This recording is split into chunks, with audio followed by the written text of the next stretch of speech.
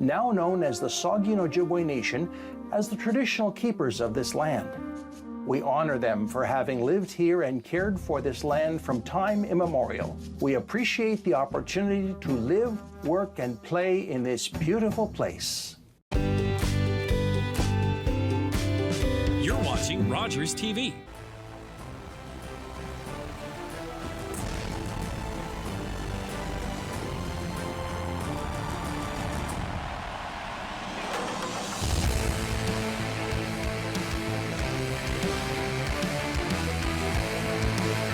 Welcome everyone here to the Durham Community Center on Rogers TV as OLA Jr.B Lacrosse continues. Owen Sound now their second straight home game.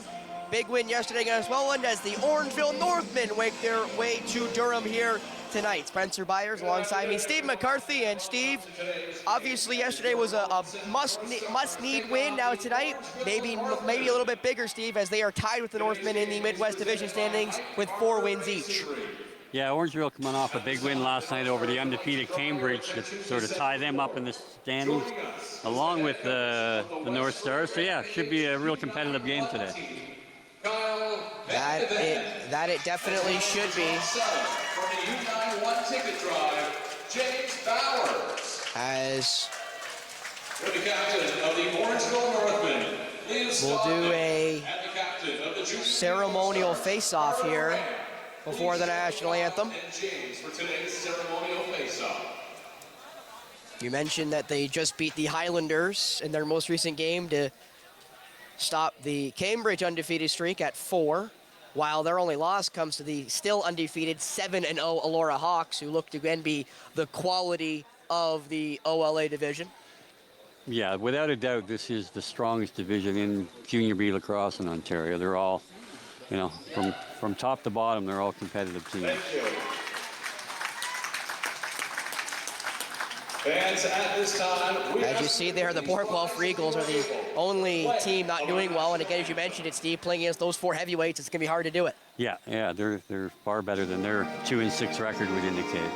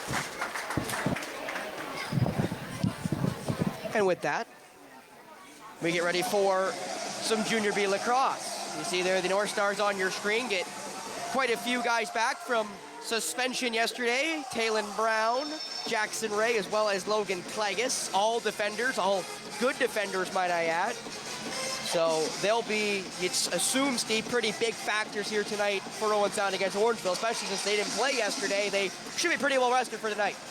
Yeah, and that certainly could come in very handy. 2 teams coming off games back-to-back. It's fatigue you wouldn't think is an issue at this age group, but never really know. You never know. Jesse Morrison in the cage for the Northmen. You see there on his screen, 3-1 record, while Miles Plater, who got the day off yesterday, gets back in the net tonight for the North Stars as the face-off is about to commence, as Elliot Thompson will not win that one. Something he was very good at yesterday against Welland was the face-off dot. Technically, I think that counts as his first loss of the day, and it's to Cooper Campbell of the Orangeville Northmen, who again played Owen Sound for the first time what feels like forever in the regular season, because they've been new normally in the different division. The Northmen trying to weave their way in, played out. Faked there by, that looks to be Marcelo, and that whistle's gonna go here as some barking between Wes Grant and Jackson Shabbat, and they're both gonna go. Wes Grant was very good yesterday for Owen Sound, had 3 goals, all basically in transition, as he'll now go sit after he got in a little bit of a tussle with Shabbat. Yeah, and it's certainly a different penalty situation already than yesterday. I think we had 3 or 4 the entire game. We have now had 2 in the first 25 or seconds of the game. I believe we had 3 total, and 2 of them were in the third period. Yeah. And they were both against Owen Sound. So let's hope the referees let these kids play and that they all come to play.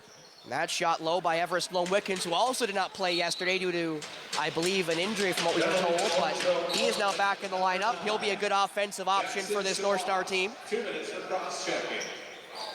And the North Stars, number 10, Wesley Grant, 2 minutes, cross-checking. As again, 4-on-4 now for the next minute and a half or so.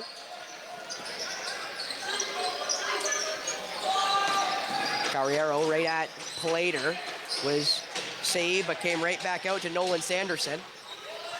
Played over now for Crossman. Crossman gets fended off. He plays it back just through the stick there of Sanderson, but it's able to retrieve it after a second. That shot from a little ways away goes wayward and retrieved though by the Northmen. That shot wide of Sanderson as well. It's gonna bounce all the way down. Picked up by Garen Jennings, who throws it, but tried to throw it away. So went right into the waiting arms of Owen Pryor, who jumped the shooting lane. Pryor goes through Jennings and just missed the net. Pryor is a very solid defender, but lucky for Jennings, you'd say, Stevie wasn't able to put that one on target. Yeah, just a bit of a lackadaisical long pass late in the shot clock as he had come off the bench and almost paid the price. Physically and on the scoreboard. As 12 seconds left here in the shot clock for the Northmen. Looking to shoot now is Lincoln Gear. Gear gave it off, played now into the middle, wide open shot, and the first one on the board is Nolan Sanderson. Yeah, and again, good job by the Northmen spreading the floor, settle up a little 2-man game, and just a little bump pick up top, and he was able to flip it and go wide open to the cage. As you see again, both North Stars go to the ball carrier, and as a result gave up a great scoring chance, and Orangeville did not miss. So the first marker of the game goes the way of the Northmen. We'll see how Owen Sound responds here as a false start against Campbell will give Owen Sound the ball. Nolan Sanderson, assisted by number 4, Garen Jennings.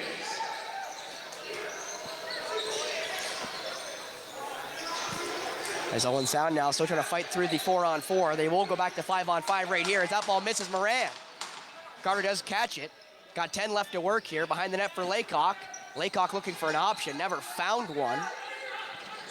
That shot does make it on target, but ended up being an easy save for Jesse Morrison. Yeah, Jesse Morrison's a quality goalie. He was on loan last year to the Laura Hawks, who won the Founders Cup, and so you're going to have to get good grade A opportunities to beat him tonight.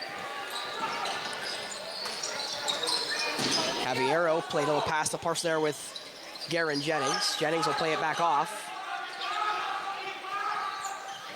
Gonna have to fire here from a mile away. That one whistled wide by Porter Crossman, and it will be a possession change to Owen Sound. Off now for Sly Sundown. Didn't see Sundown. He changed his hair. I'm not sure if he cut it there, Steve, because he had the long hair yesterday in a braid of some description. Looking to body through there, over for Sly Sundown. Sundown scores! Sly Sundown walked into that one. Yeah, he's got a big shot from the outside. I wouldn't doubt that Jesse was a little screened on the play, but it went low glove side, and that's a tough spot again for goaltenders to reach to. They got to move their feet, and if they don't see it, they're not likely to move towards it. Not just that, Steve, because of how tall he is and how high the release angle you would think would be normally, when he goes kind of low and tries to spin it maybe, it also kind of messes with your eye level and the way you're seeing the ball. That one is won back by Thompson. And that ball is still loose. And just couldn't retrieve it. There was Ethan Kerr, picked up by Moran, who will weave and get himself some open room to get some offensive options on the floor. Morrison joins, Laycock joins. Holden Stevenson joins, as well as Everest Lone Wickens. Morrison down for Moran. Moran behind the net for Laycock. Laycock back for Stevenson. Stevenson's shot. I'm not sure that one made any contact with the netminder. Racing for it there is Morrison. He's just gonna have to fire it, you think, down the floor. If he can never get a hold of it, he ends up trying to golf it and never makes any contact. A swing and a miss, you'd say, in baseball. As back with the Northmen here, as Carriero gives it off there to Jennings. Into the corner, back for Jennings, and Garen Jennings gets himself his first goal of the night. Yeah, that was just a simple give and go, quick cut by Jennings, and caught the Owen Sound defender flat-footed. Unfortunately, they are not going to be able to give up easy ones like that. Orangeville's just too skilled up front. That they are. It looks like they just beat Ryan Cranny there. Yeah. One of the younger guys on the North Star roster. Yeah, he got caught ball watching and didn't pick up his guy. Campbell was able to fish that one back, but Owen Sound almost was the first ones there. That ball is still on the floor, and now finally retrieved there by the Black Shirts. Racing up the floor there were quite a few different Northmen, as Carriero is the one now with possession. Off for Jennings. Over now. That to be for Miller. Illegal pick behind the play there by Crossman. Will give Owen Sound back the ball, and some barking there as Ethan Kerr went by. Gardner Patak over for Sly Sundown, who bounces it there for Moran. Laycock back for Sundown. Sundown never really thought about shooting it till late. He does put it on target, but the Northmen are able to retrieve the loose ball. Played quickly up the floor, but right through the stick there of Colin Thompson. And Thompson's thrown into the boards, and that ball is loose and picked up by Logan Klages. And Klages is just gonna walk it up. Klages, one of the more trusted defenders on this North Star club. He will now finally give it off, and it's to Sly Sundown. Sundown for Holden Stevenson. Back for Lone Wickens. Morrison gonna fire, and Morrison airmailed that one. Bounce high, and Everest never caught it. That ball still loose, then finally picked up in front of the net there by Cooper Campbell, and away will come the Northmen. Tavel hands it off there for Shabbat. For Jennings. Back up top for Crossman. Crossman played it into the corner, back up top. Off the crossbar there as Jennings looked for a second, but that ball's gonna bounce all the way down. The reset finally comes for the Northmen, as Elliot Thompson may have to jump back onto the bench here. Some good fight there by Jackson Ray, as Ray's putting a beating on Caballero. Caballero does find some room, but misses the net. That ball bounces high. 3-on-3 there as it's retrieved, and away will go Owen Sound, and it's Talon Brown. Brown making his way towards the net. Brown never fired, lost possession before he ever got a hold of it. And yeah, just another example in transition. They want to be in control. If they don't have a grade A scoring chance, just pull it out, let the offense go to work. Definitely, you'd say, a much more free-flowing game here, Steve, early between these two teams than we saw yesterday, I would say. That one deflected before it ever made it on contact by Marcus Gardner-Patak. Jennings looking to fire. Jennings right into the meat there of Miles Plater. As Gardner-Patak now will look for an offensive option and get it off to Morrison. Morrison played back for Moran. Moran will race. He's got Laycock behind the net. He gets it there. Laycock back for Sundown, never caught it. No, I went for the quick stick and just didn't get a handle on it. Moran gave it off there. Does get on target there, does Laycock, in a late shot clock situation, but easily retrieved by the Northmen in the end after that. As Crossman off for a trailer, and that's Lincoln Gear. Lincoln Gear Across, that shot goes wide. That one by Sanderson. As all the way down the floor it's gonna go, and the first one there looks to be Klages, as Klages may just be able to wait for the shot clock to go when he does. And Steve, I know you kind of argued this yesterday because he touched it. And wait a second, there's a roughing call well behind the play. I'm not sure if any camera caught it. Yeah, it was a little quick shot to the lower back area. I'm not sure if the Owen Sound player sold it. It can be a little tender, so he flinched, and the referee was right on the scene to raise the arm. I saw that last night, Steve. I was out eating my dinner after the game yesterday. I was watching some NLL playoff lacrosse between Halifax and Saskatchewan, and I saw them checking for a 5-minute nature on the head check during the first period, which was confirmed to be a head check, and they did give him a 5. Played now for Moran. Moran will fire that one wayward. He did have an angle at it. That ball's whacked around. Sundown the one fighting for it, and because of how big his legs are, Moran's able to pick it up in between. Everest Lundwickens. Given off there to Couples. Moran. Couples, that's a good save there, but retrieved again by Sundown. Noah Couples, another really good offensive option for Owen Sound we didn't see yesterday. Moran again, that shot, better save. That ball bounced. Everest trying to pick it up, but he does. Great job by Owen Sound to retain a couple possessions here. They've had already 3 shots, and they still got 1:15 left here on the power play. And the possession. Moran really liking the angle here. That shot right again into the arm, this time of Morrison. Surprised they're letting Moran shoot, but I guess if you know he's gonna, and the goalie can kind of shade himself to it, as that ball is airmailed, and it was touched apparently out of bounds. Yeah, I mean, Orangeville will be content to, again, allow the North Stars to flail away on perimeter shooting. Jesse Morrison's a big goalie, takes a lot of the net away, so you want to get him moving east-west. And if you're not going to run plays or run anything off ball, you're going to have a hard time scoring straight on. Holding up there is Ryan Cranny, who will wait for Carter Moran. We'll mention Tanner Buck, one of the coaches on the Orangeville Northmen. Had a chance to say hi to him pre-game. Obviously a member of your MSL North Stars there, Steve. Former member of the Jr.B North Stars as well. I believe it was your captain last year, if I'm not mistaken. Correct. Played now. Quick pass there, right in front for Moran. Moran, again, I don't think he ever caught it. I think he did catch it, technically. Sundown now's got it, but he's going to have to, I think, move it. Actually, never got possession. It's slung down. That shot does go wayward there for Noah Couples. Yeah, so not much there on the power play. So, again, a little bit of ball movement on that set, but nonetheless, didn't result in any clear scoring opportunities.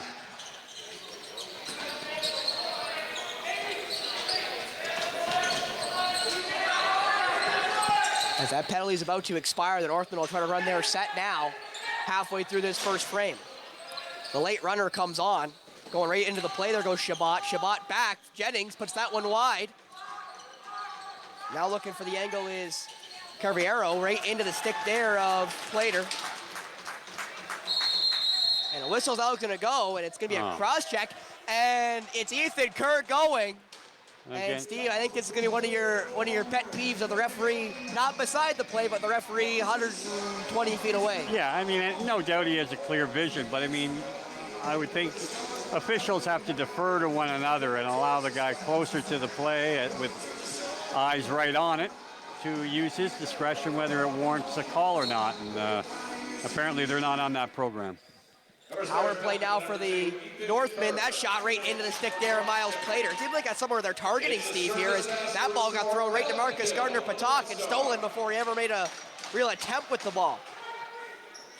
As the Northmen didn't really know they still had it. That ball almost got airmailed, was retrieved as Shabbat's pass went a little bit wide. Back for Shabbat. Carriero. Back for him. Little pass to parcel there between him and Shabbat. Shabbat finally finds another pass. That's saved there by Plater. Wasn't sure where it was, but he stopped Sanderson regardless. Sanderson now retrieves it. Shabbat. Carriero. That shot saved by Plater, but the spin puts it in. And that's a power play marker for Marcelo.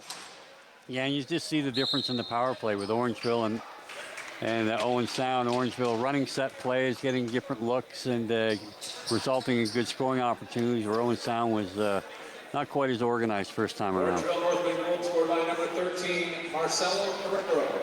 Assistant to number Now, I will also mention, I am saying Marcelo's name is probably about as English as I can. I assume it is Portuguese, and I wish I had a better pronunciation for it.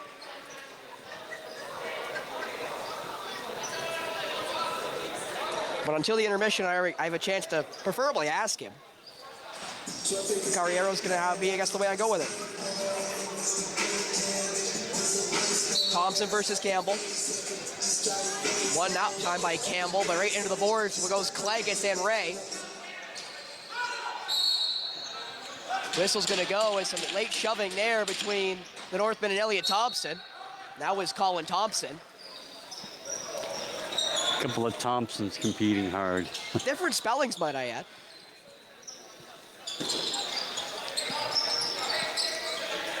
And the most recent goal scorer there, Carriero. And I got to assume that's a pick there, and away will go the ball the other way. It's got sent down with Ryan Craney. Laycock has Moran, and we'll get it there.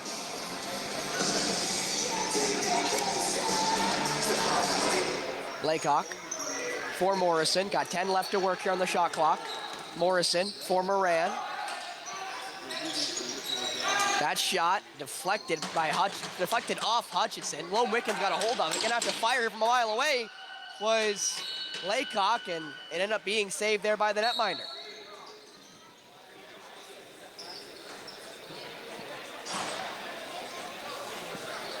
As Shabbat. Over for Carriero. Carriero, that's all saved by Plater. Comes loose, and it's retrieved, and away's going to go Ethan Kerr. And Kerr may have a chance here. Kerr does. Shot. Great save by Morrison. And a late check there sends Kerr crashing. And you got to assume, Steve, is that a 5? Well, check from behind. It's pretty. I'm sure they'll discuss this. And again, not quite sure why the referee on the play didn't have an arm up, but the one literally 180 feet away made the call. But nonetheless, they'll talk about this. And there was no injury. It certainly could have been dangerous, but at the very least, he probably should get checking from behind, which will be an automatic double minor rather than the illegal cross-check they tend to give out. Well, he lost his stick, Steve, so my bigger issue is the arm's still extended, and it looks like it will be a... I saw it's 2 for interference, which I guess is a call you can make, Steve, but I wouldn't agree with necessarily the call. Well, again, it's a dangerous play. It's right on the numbers at the end of the rink, and I don't know what happened to checking from behind, which rarely ever gets called. I guess because it does carry a 4-minute tag, referees are less inclined to call it. It's almost like charging in basketball. It was almost never called probably 10, 20 years ago, and now it's called a lot more often. Moran. In Lone Wickens got that one on target, but a better save again by Morrison. Yeah, but the real nice play, just a simple that ball deflected, and Sundown caught it. Yep, just to make a quick cut, and he made no mistake about getting the quick release off. Just goaltender stood the charge there and made the save. Thompson, Moran, Sundown, Moran, Thompson, Couples, Moran open and scores! Carter Moran finally finds the net. Again, well executed play, and again, that's what they're going to need to be successful. You got Carter Moran coming across the top and going one way and forcing Morrison to reset his feet, going to east to west. And Carter found the far side under the glove, which again is always a tough spot for a goaltender to make that save. That it is. Both teams now have a power play marker. As Thompson, I think, technically won that one. Stuck in the feet, though, of both teams as Kerr kind of plops it back to himself and gets away.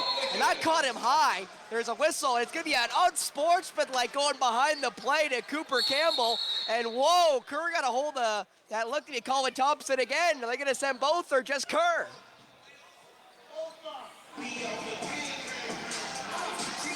Undisciplined by Ethan Kerr, but can the great Mark Perry show me why Ethan Kerr grabbed a hold of him? Because I can't assume that was premeditated. I have to assume that was somewhat agitated out of him.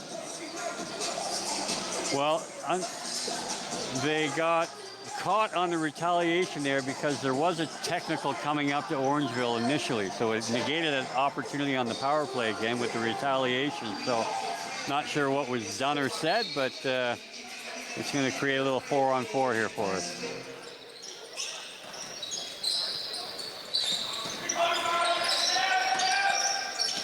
That shot off the top, I'm not sure made any contact.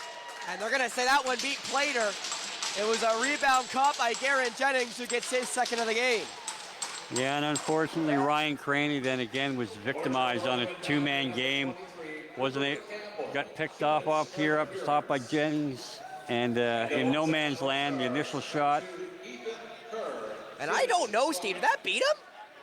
Well, there wasn't much of an argument so I mean, whether it hit the inside of the mesh off the post and came back out, I'm sure it would have been an easy call or a tough call, one way to look at it, either whether it was not called a goal. So, but I don't know if the Great Martyr can chew that one up again, because I know when we do remotes, it's a little bit more trouble. But that ball was picked up by Elliot Thompson off the face-off, as Thompson will reset his feet. I'd love to see another look at that one, though, just so we can get a better look at it, because it's hard to tell from that angle, but that speed.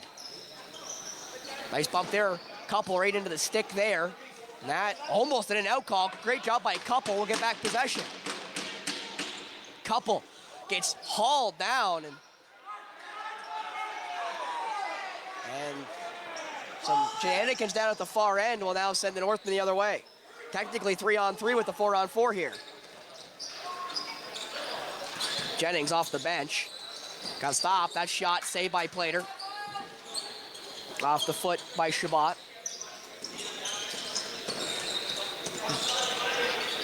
Carriero takes a tumble.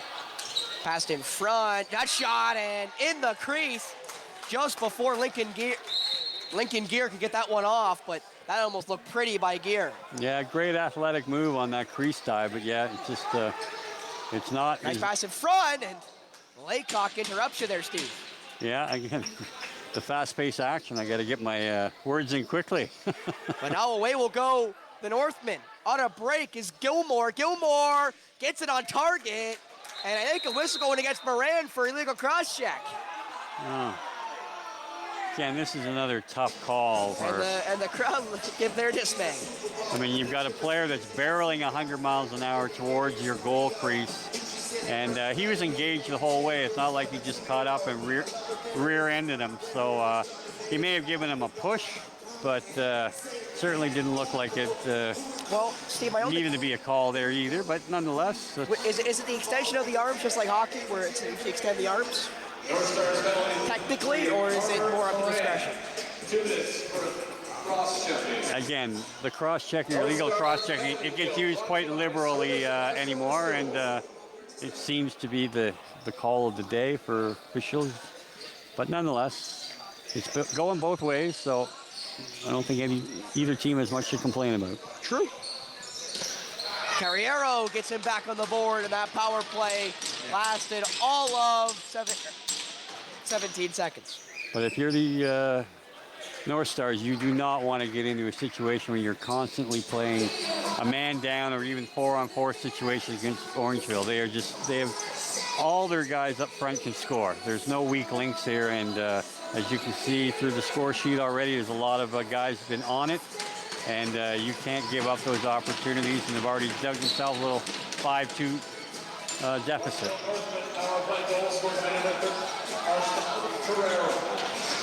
And there's going to be a penalty going against the Northmen.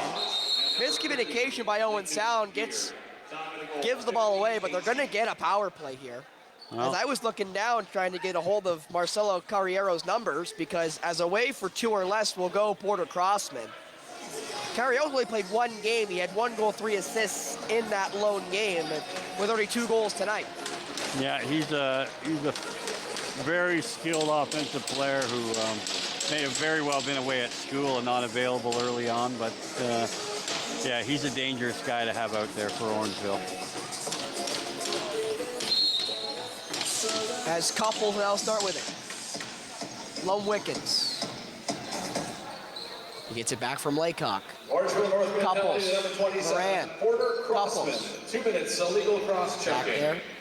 It's a North Couples. Stars. Moran power play will brought to you fire. by That's a good Porter save, Cross and ends up staying that way. Dashing away there. Go the Northmen.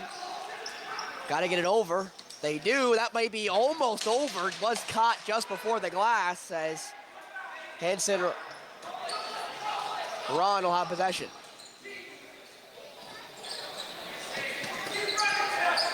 Taking a couple bumps there is Tippling. Tippling in a fire. Or pardon me, that's just tipping, and that's going to be a shot clock violation to give Owens on the possession back in the Orangeville territory. May not have been the best option there for the Northmen on the penalty kill. No, although it was late in the shot clock, so it really wasn't much harm there. But now we're going to see a little different setup here. We got Sundown up top where he can be. And Sundown instantly gives it away. And racing away is Colin Thompson. Thompson in, and Thompson scores. Yeah, that's a tough one to give up. Again, it's just a pass across from shooter to shooter. They elected to put the setup man in the middle of the box, and that was just well anticipated. And you can tell from the time he released it that he had second thoughts and a good effort to get back. But the Orangeville player did a great job of kind of inviting the contact and then moving away from it and got enough room to get his shot away and score. One back by Thompson right to Ethan Kerr. So Kerr will initiate the offense a little bit here. As Moran will wait for Sundown. I still think they're short one. They are still short one. Yeah, not too organized on this power play so far.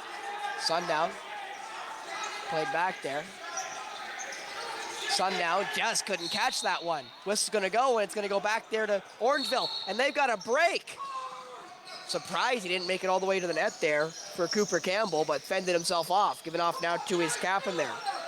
Stotnick, who gives it off for Jennings, as that'll basically be the end of the power play here. Yeah,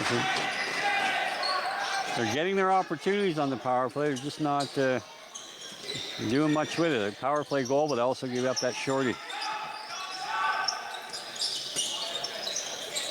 That shot deflected, and it hit Klages, who went right down, and I'm not sure what it hit. I got to assume his leg.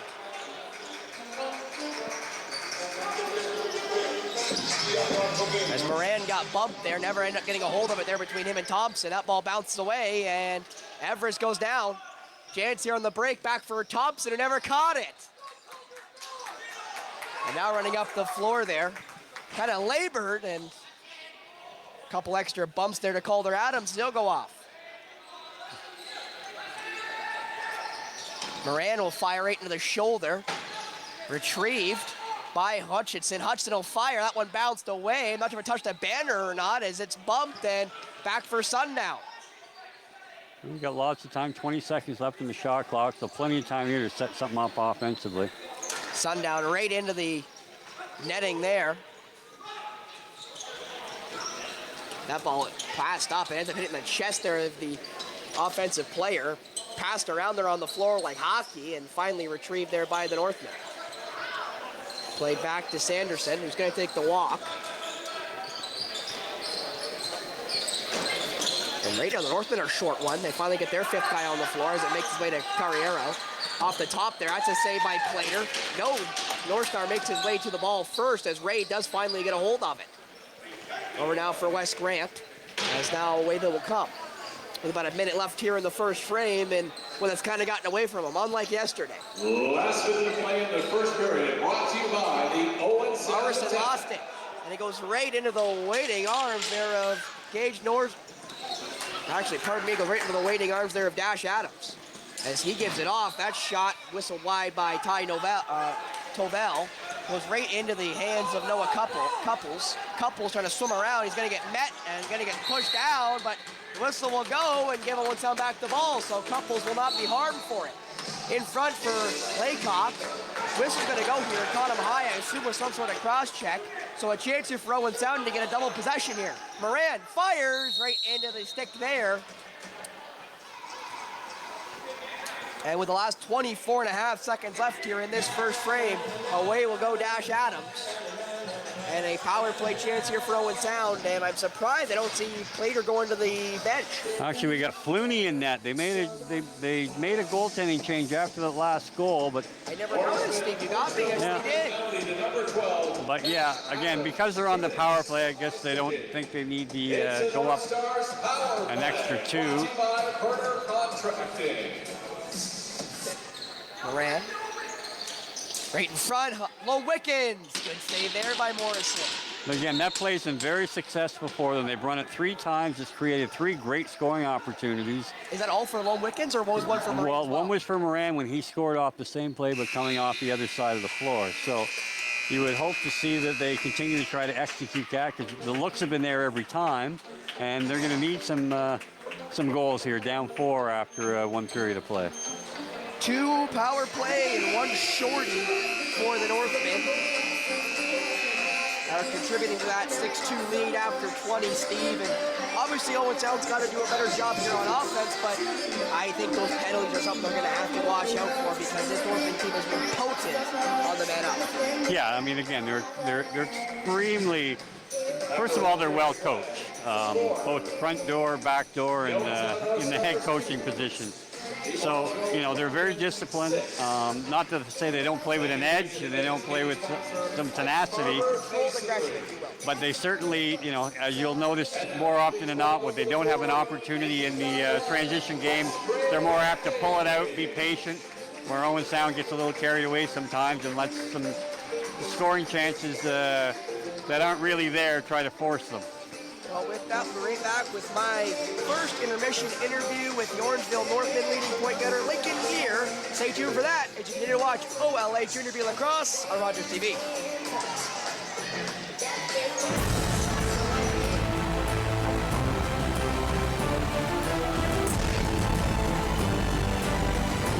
RTV Sports Wrap every Wednesday as myself, Spencer Byers, and our esteemed panel talk about everything you need to know going on in football, basketball, baseball, hockey, and soccer as we joust about what's going on in sports, keeping you up to date on Rogers TV.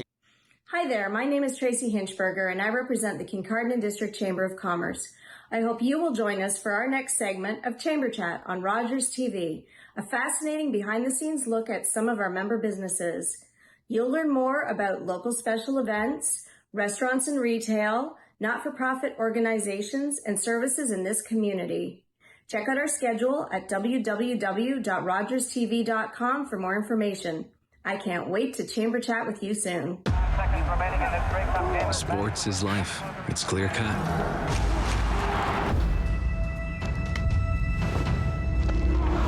Everything's out in the open. There's nowhere to hide.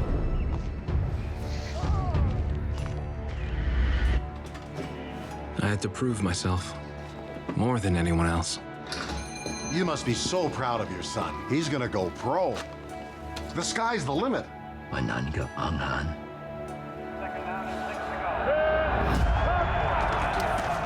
There's always a winner and a loser. You cannot reach the sky in broken cleats.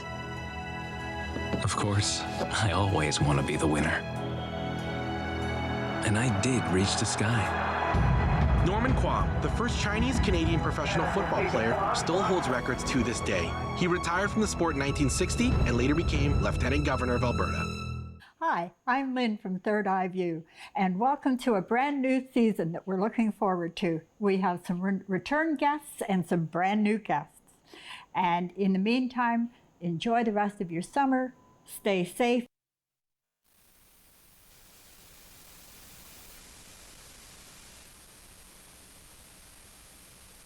And welcome back here to the Durham Community Center. First intermission by South Spencer Byers with Lincoln Gear of the Orangeville Northmen. Lincoln reunite now leads your team with 25 points through 5 games, 4-1 on that schedule. What do you feel like for that year success so far to start the year? Yeah, I think it's a lot of a team game, right? So it's not always about shooting yourself, but of course when you get those looks, you got to bury. And I think I've done a great job this season of just scoring when I have the chance. Obviously 4-1's a very good start. Your only loss comes to the undefeated Elora Hawks. What do you feel like for that your team's success to begin the year? Yeah, I think we've had solid goaltending and it's just kind of a whole team effort, right? Our defense has been there, and then we go from there up, transitioning the ball into our offense, and we're scoring goals, which is good. That it is. You come against this Owen Sound team who just got a big win yesterday against Welland, who are still winless to begin their OLA schedule. So what do you feel like is a really big key tonight for you guys against Owen Sound? Yeah, I think continuing to get shots on net, getting to the goalie early is going to be a big thing. If we can do that, maybe his confidence might waver a bit, and we could just definitely score some more goals. Last question here for you, Lincoln, before I let you go and get ready for the second period is very simple. What do you feel like you guys need to do to get a little bit better from the first 4 games you feel like can really improve here tonight? Yeah, I think we're getting a lot of our guys back now, and kind of just the team atmosphere and having everybody ready to go every single game is really going to do it for us and get us where we want to be, which is Founders Cup champions. Thank you so much, Lincoln Gear of the Orangeville Northmen. Good luck. Yep, thank you. I'll be right back with the rest of our first intermission after this on Rogers TV.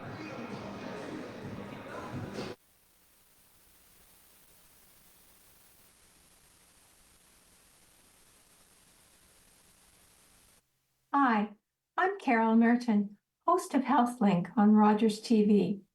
HealthLink connects home, community, and healthcare with interesting topics and speakers about your health and your community.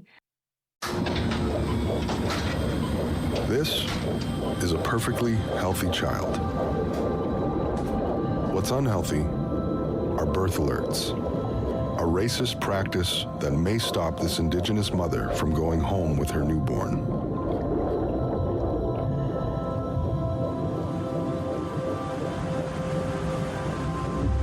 Become an ally. Rise above racism in healthcare. This is a brain in urgent need of mental health care.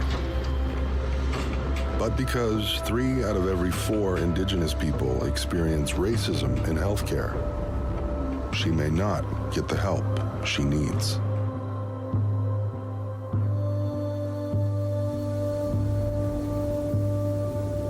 Become an ally. Rise above racism in healthcare.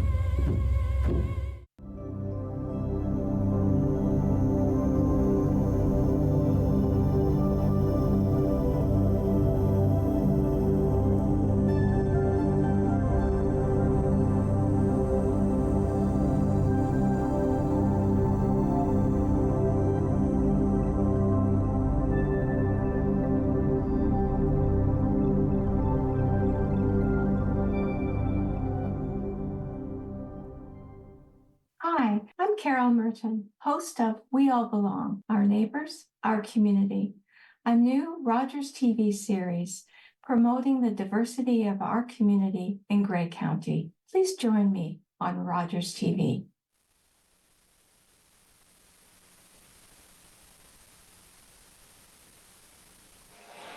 And welcome back here to the Durham Community Center. Spencer Bison alongside me, Steve McCarthy, and Steve 6'2" after 20 between the North Stars and the Northmen.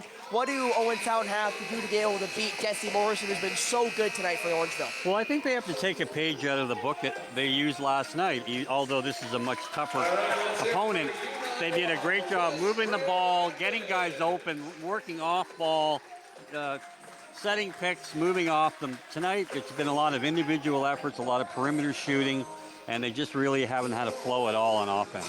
Well, with that, what do you feel like the Northmen have to do to keep their offense? Because, again, they got 6 markers, including 3 of them on special teams. Well, again, the Northmen, when you watch them on offense, they have a plan every time. I mean, it's not necessarily a set play, but there's a flow to their game. They know to work off ball. They've attacked number 7 on Owen Sound a couple times on a little 2-man pick-and-roll game, and which have resulted in 2 goals. Well, with that, we'll be right back for the rest of the game. Second period underway here on Rogers TV in Durham.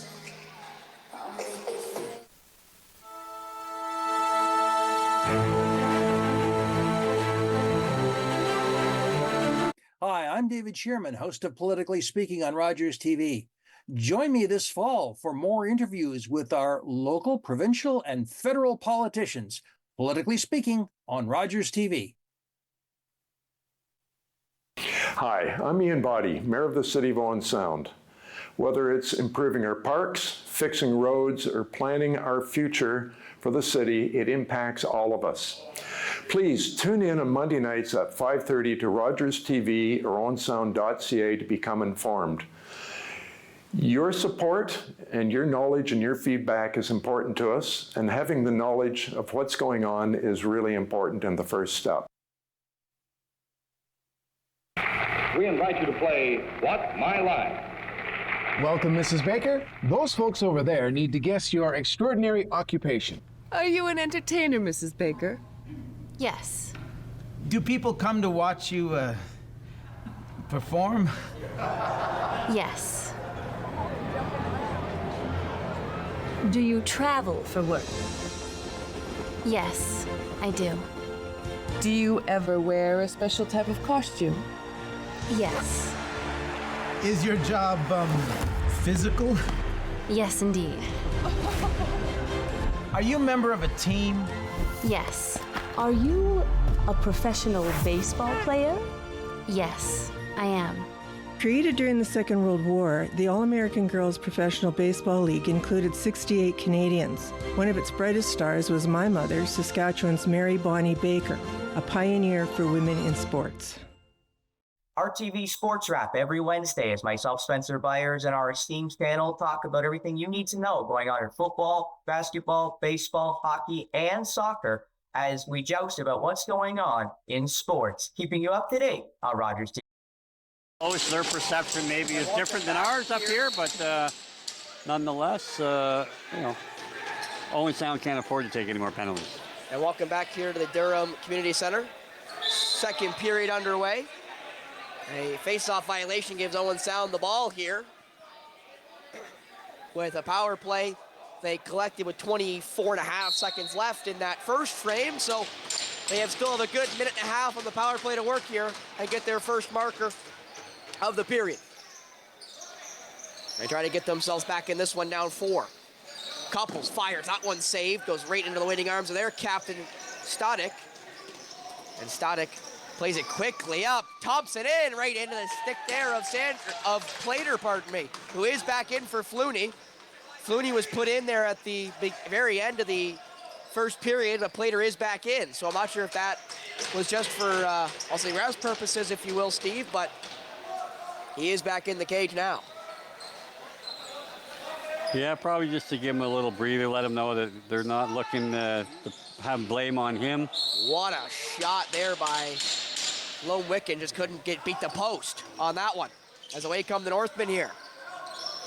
Yeah, he tried the quick stick that one. He just got a little ahead of himself. He got a little too anxious and cut his own angle off. But just, as Klagas never got a hold of that one. And neither is Marcus Gardner-Patak. That ball's still loose on the floor. I assume Orangeville's got possession, so that shouldn't be a reset. No, he never got it? Well, I guess it is, sorry. I thought it was in his stick when he put it up. Yeah. That was my thought, at least. As Jackson Ray now will give it off to, it looks like Carter Moran. So this should be the last chance of the power play here for the North Stars, who do have a power play marker. They could really use a second one. Thompson, Moran for Couples. Couples for Thompson. That one right into the shoulder there of again, Morrison. Pretty much the same play they've run and had success. They've run it 4 times. They've had 4 shots. 1 goal only so far, but nonetheless. It's a little east-west pick on the top and roll in off, and it's creating opportunities. They just have to start burying to narrow this gap. I have a boxing analogy I'm going to use on that one. Is that shot right in Plater? Good save by the netminder as that attempt by Nolan Sanderson, who got the first marker of the game. But the boxing analogy is if it worked in the first round, it'll work in the 9th round. Don't go away from it. So if the body shots are there, keep taking them. So if the play works, and Sundown missed that one completely. It's re-retrieved and re-handed off, this time to the stick by Noah Couples. Morrison mishandles it. Really discombobulated right now are the North Stars. They got 5 to shoot here. Give it off for Moran. Moran puts it right off the chest protector of Morrison.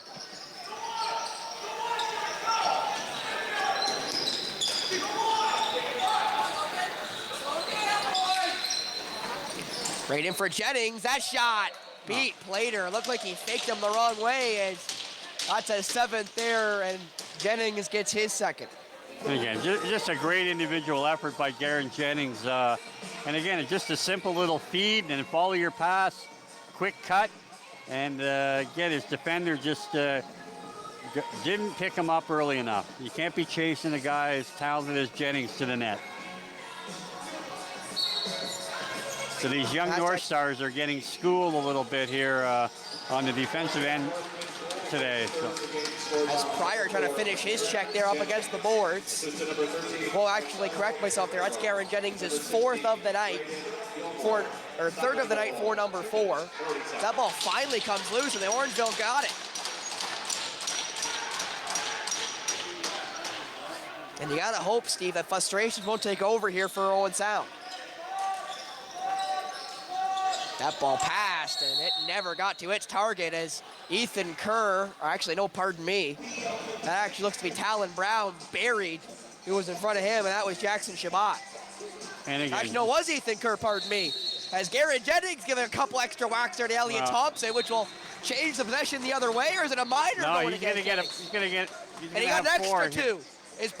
And again, Orangeville get a little frustrated when right in front of 2 referees, the player gets dumped and no call on the possession, which they've certainly made some calls on softer plays earlier tonight, and now they're going to get an illegal cross-check and a 2-minute unsportsmanlike.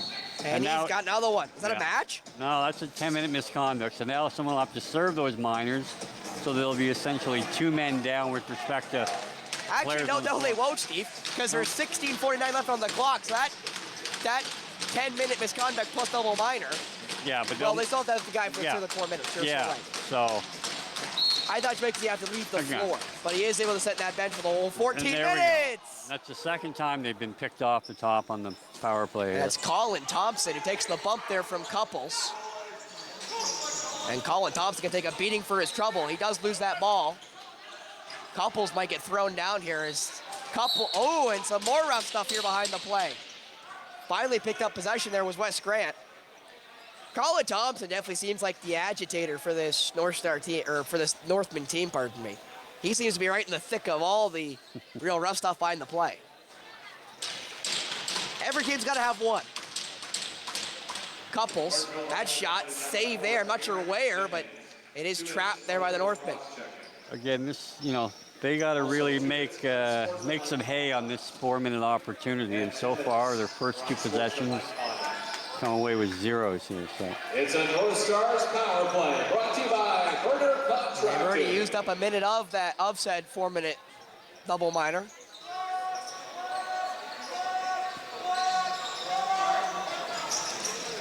Pass that one in front. Save there by Plater. Rebound picked up, and another save by Plater. Lesky got the rebound there as Lesky plays chase now to Ryan Cranny, who will hold up and give it off. No, he'll roll it for Sly Sundown. I'm going to have to check if Sly cut his hair or if he just got it in a really tight bun. I don't know what happened to all that hair. I got to know his secret. Sundown shoots that one just wide and right through the bench. And it will be Northman ball. So we're going to see the first penalty expire here likely on this Orangeville possession. So again, I'm not sure they've had much of a scoring opportunity that first 2 minutes. So. The better chances has probably gone the black shirt way, Steve. Yep. Trying to slip around there with Shabbat. Shabbat trying to get away. We'll take a couple bumps for his trouble. That shot at Plater saved. And there's going to be a minor behind the play, and I believe it's Klagus who got a hold of Carriero. Again, just an undisciplined penalty. When you're a man up, you force the Orangeville team to the outside, you take a low percentage shot, and you take a holding penalty off ball. So again, it's just a tough one to take if you're the North Star coaching staff at this point in the game when you're battling to kind of hang around this game. 4-on-4 now between the two sides for a full minute and 50, as there's about 8 seconds, between penalties here. As Plater went to fire it, he does. Gonna bounce right into the waiting arms of Grant. Grant in! Got stick check before he ever released it. What defense there by Lincoln Gear on the back. And now played by Orangeville for Nolan Sanderson. Sanderson tries to weave around Kerr. Gets it down. Over now for Lincoln Gear. Gear fires it back. That shot from a mile away, saved by Plater. Plater couldn't collect it, however, Carriero, good save by Plater again. Plater's been tested more, I'd say, in this second period, but I think he's done better in this second period. That's him up against the boards. I'm not sure who had possession, as that was a wicked shot there by Kerr. Surprised there was no slash. That Northman player is down, and he'll now limp off. As Cranny now, off for Sundown. Sundown will fire. That's a good save by Morrison. Moran will go into the boards. He does retrieve it. So they'll wait for some offensive reinforcements with the fresh shot clock. Sundown for Laycock. Owen Sound, I think, still short one with the 4-on-4. So Laycock trying to swim. Laycock will fire. I believe that one misses. Sundown catches. Sundown fires, and another save by Jesse Morrison. Again, they're going to have a tough time getting back in this game, working off the perimeter there. So, but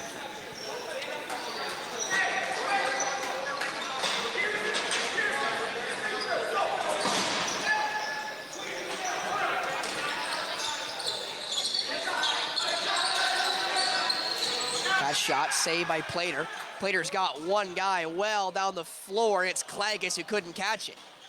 Klages now bounces it, catches it off the boards. Klages trying to fight through some checks here. He'll take a couple whacks for the trouble, and into the boards he goes. And there's going to be a high stick, I think, on somebody here. I'm just not sure who's going to get it.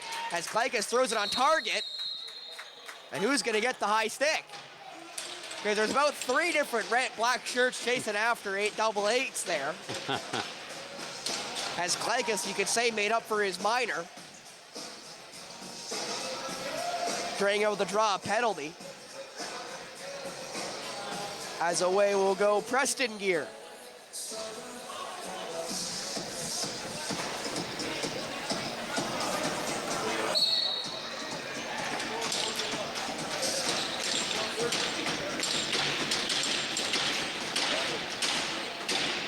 What a pass for Sundown, quick stick. Just couldn't get that one through Morrison as Laycock goes to pick up the loose ball and gets the reset. Back for Sundown, another good save by Morrison. Sundown has had a lot of chances, just hasn't been able to put one by him. Well, actually has one goal, but that feels like forever ago.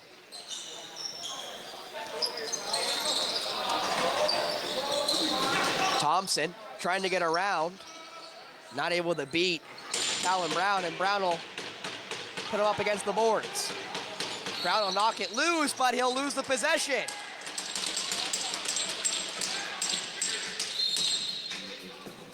As Thompson will now take his licks and get off.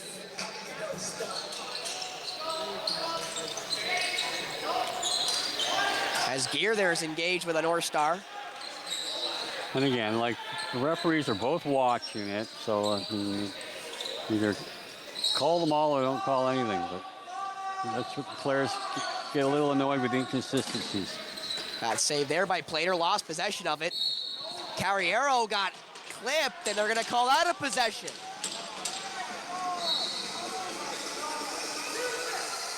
And now Miller. Back for Miller, and it looks like they're probably gonna kill the rest of this minor off. Just about 13 separate shot clock from game clock.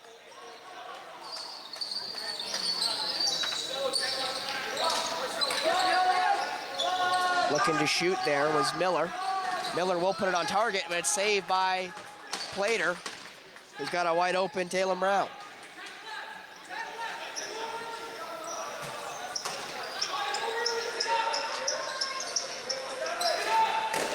Couples. Will pass the parcel there with Lone Wickens. Down in front for Couples, it missed. Moran got a hold of it. Good save there by Morrison. And they're gonna say bend it out. They're gonna get back Owen Sound the ball.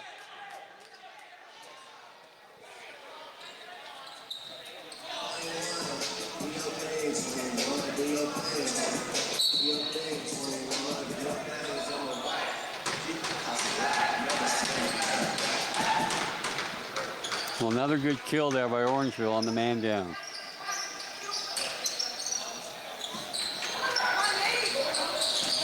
Laycock trying to get towards the net, got bumped down. He will fire it. It loops over the net. Sundown is the first one there. Got 8 seconds left to shoot here. Sundown trying to get away, never got a chance, and now away will come the Northmen.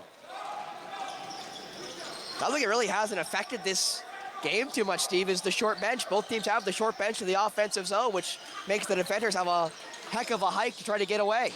That shot whistled wide. Should bounce out of play, and it will bounce out of play. As it looks like Tovell there and Grant. Oh, wait, they're saying a deflection off Owen Sound? Well, the Orangeville bench is indicating that, and referees are going to talk about it now. I don't know if one of them got talked into it or not. The original call was Owen Sound ball, but yeah, it's going to stay that way.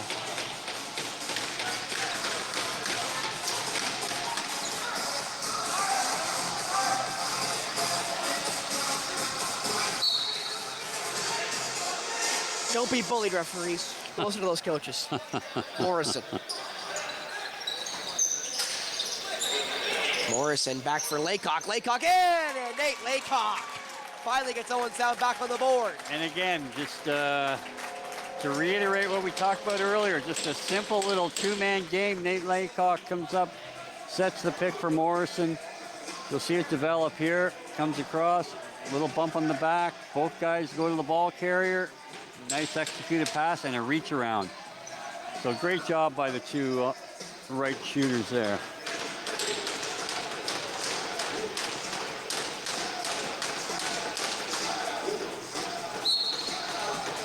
Face off one by Thompson. I think it hit the referee though. Yeah, again, got to get clear of that area. Tough break for the North Stars. Ooh, and Craney got forced hard into the boards there. Ball's still loose, and whistle's going to go. They're going to get possession to the Northmen. No, he made a mistake. Yeah, I was going to say. That, yeah. I was going to say, because Kerr was the one who was on the floor. Yeah. So I wasn't sure how Gilmore got the possession call, but the referee to correct his mistake. But no harm, no foul on that one. Sundown. Laycock for Morrison. Back for Laycock. Laycock shoots that one on target, and a good save by Morrison.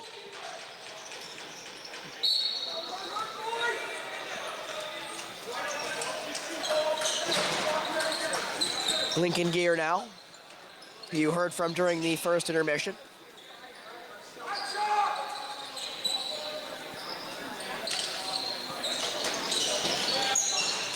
Trying to get away there is Crossman. Crossman does get it off.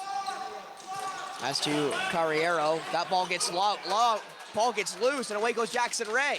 Ray will take a couple bumps for the trouble. I'm not sure he was going to find a way towards the net, so he'll have to wait and get rid of it. And he does. Couples.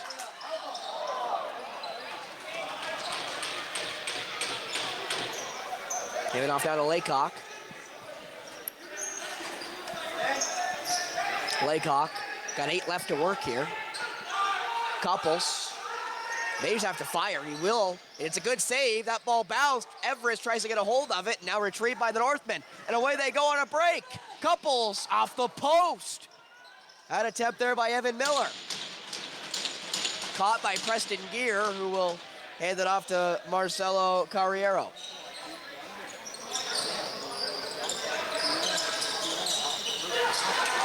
There's going to be a penalty against Ethan Kerr there as that shot doesn't get on target. Picked back up by Carriero. Tries to spin and sprawl away. Back in front. Never got that one near the net on the quick stick by Jackson Shabbat. As I believe Kerr's going to go for, I assume, some sort of cross-check as he dumped Carriero. The favorite call, illegal cross-check, no doubt. Maybe interference. Nope. Was that? Oh, it was cross-check. I couldn't tell if he was going out for roughing, but no, his arms are just really wide on the cross-check. North Stars penalty to number 2, Ethan Kerr. 2 minutes for cross-checking. It's a North Stars penalty kill. Brought to you by that ball's loose, and Grant packs it away, and Grant could go. And Wes Grant is gone.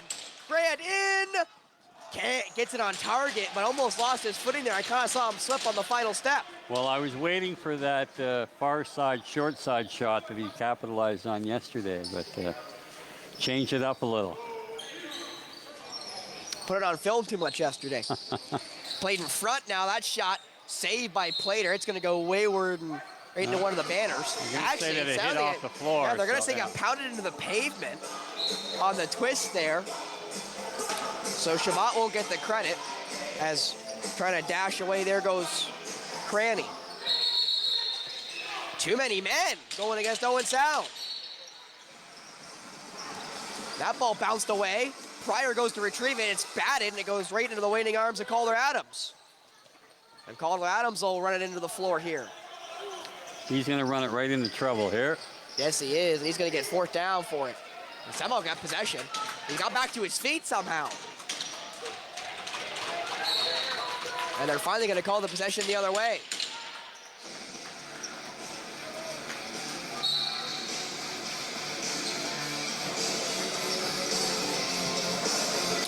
As Sanderson now with possession, 48 left here on the power play for the Northmen. 6 minutes left in the period. Deadlocked at 1 goal apiece in this period. That would a pass, and did Plater save it? He made a spectacular save. He wasn't didn't even know he quite saved sure. it.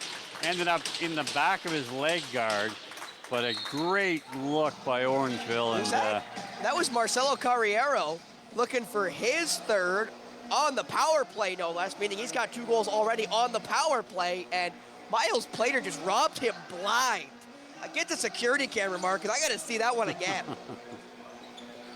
I feel like I run a convenience store watching that one, my goodness.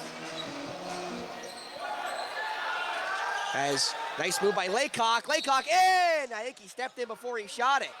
I think they called him in the crease before he stepped in, but it was inevitable. When he gets the body going in one direction, he's not going to stop in a hurry. Played in front, Gear got it on target. Hot bounce, and I'm not sure who's going to pick that one up. It will be the Northmen for the second. Pryor will bounce through some checks, and away he's going to go Pryor. And a whistle's going to come and force it the other way. And that one's on Ray. Wow, that's a pretty tough call. Again, from the back official, long way away from it. Looked like some incidental contact between 2 guys, unintentional. And I actually saw that one last night, too, during the NLL game. Some incidental contact on a call near the net during the Halifax versus Saskatchewan game.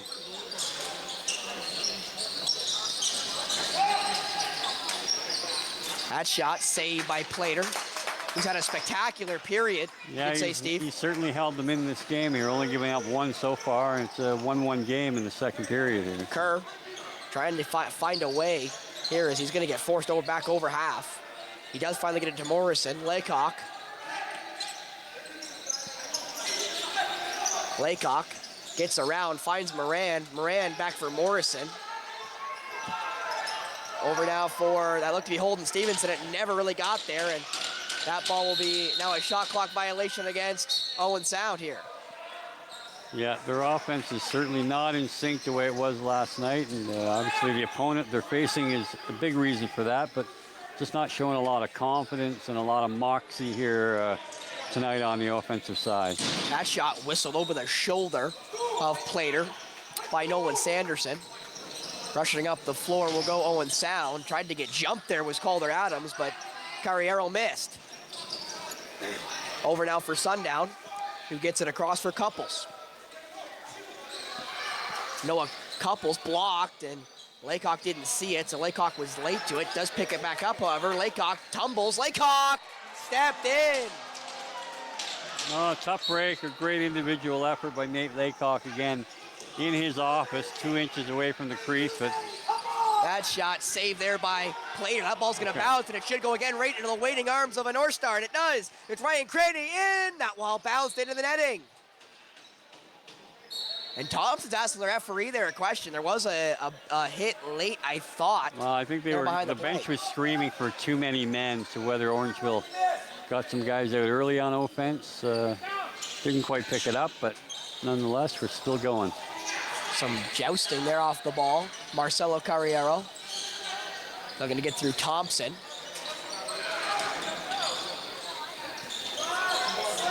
Back out now. Miller fires, and that's going to be a whistle going the other way before the possession even changes.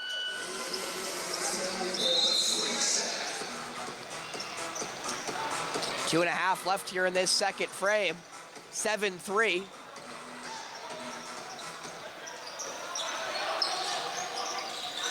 No margin gain yet by Owen Sound, as Morrison finds Lone Wickens, never got away with it. Ooh, he gone down, he's still hurt. He might have caught something in the face there as he twisted.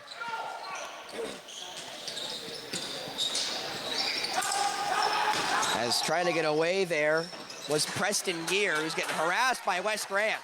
And Grant's giving him a ride. And again, he's probably got 4 inches, does Gear, on the Wes Grant. Played over now. That shot through some traffic. I believe it missed Plater. That attempt by, it looked like Nolan Sanderson. Owen Sound should just let this go for a shot clock, and I'm not sure if any North Star was even going to touch it before, but they definitely don't get it. They'll get the free shot clock here with Moran. Up for Sly Sundown. Moran sends Sundown through, finds Couples. Couples trying to make a dash towards the net. Good save there by Morrison. Again, just no angle there on that shot. It's best to pull it out or look to go cross crease. You have a 6'6" lefty in Sundown waiting for a pass there, and nothing materialized.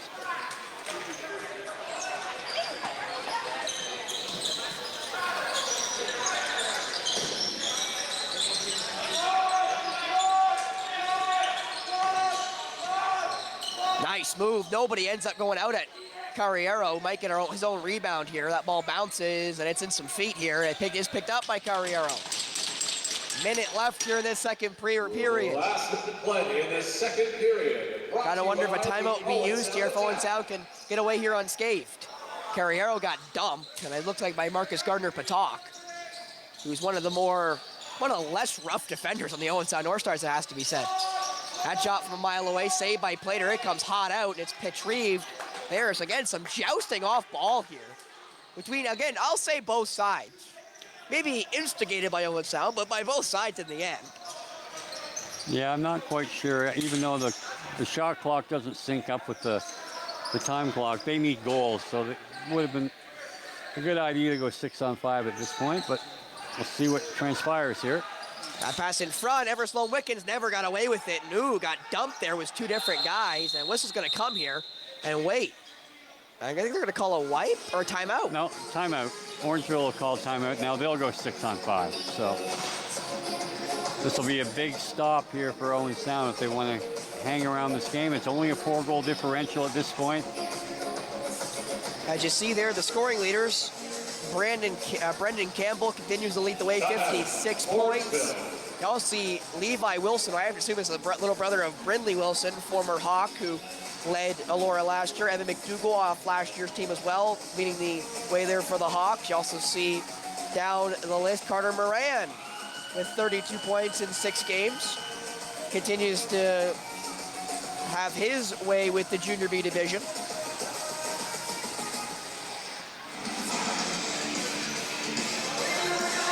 Yeah, Carter really hasn't had much of an impact tonight on the offense, so they could certainly look to get him going. And same with Sundown. I mean, they've got little contribution, even though Sundown had a goal earlier on in the game. You know, I think Carter scored the other one on the power play, but I mean, you know, that's how important they are to this team, Steve. Yeah. Is even when they score one, you feel like they need to get a couple more. Yeah. So where last night they had great balance in their attack, and even having. And there's going to be Is there going to be a penalty? No. I don't know. Going to fire. Never got a hold of it. Can he fire? No, he can't. Waited too long for Noah Couples as he'll go straight off, and Noah Couples knows what that means, but unbelieved right now are the Northmen here that there was no call, as taking a tumble there was Jackson Shabbat, and he slid. That was, again, a clear check on the lower back. Certainly would have warranted a call. At the very least, a possession blowdown, and nothing happened there. And Owen Sound had a wide open net and couldn't quite find the handle, and when he did, he took too long to execute the shot. Couples didn't realize how little time there was, and that may be an opportunity here, Steve, that Owen Sound's going to regret as we go into the third, potentially final period here in Durham.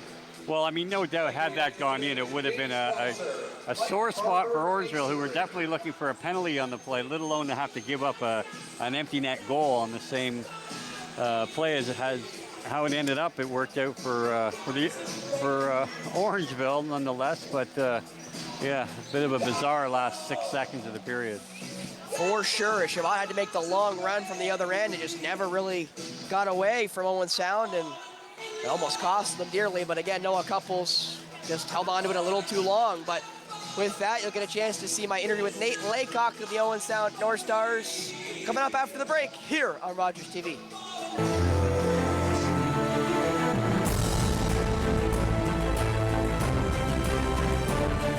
Hi, I'm Lynn from Third Eye View, and welcome to a brand new season that we're looking forward to. We have some return guests and some brand new guests.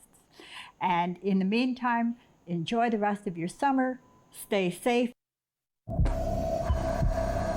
This is a man's heart, a heart in desperate need of medical attention. But because 78% of Indigenous people experience racism in healthcare, he may not get the help he needs.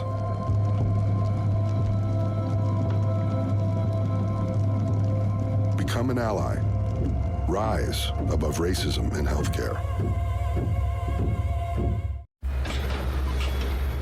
This is a brain in urgent need of mental health care. But because 3 out of every 4 Indigenous people experience racism in healthcare, she may not get the help she needs.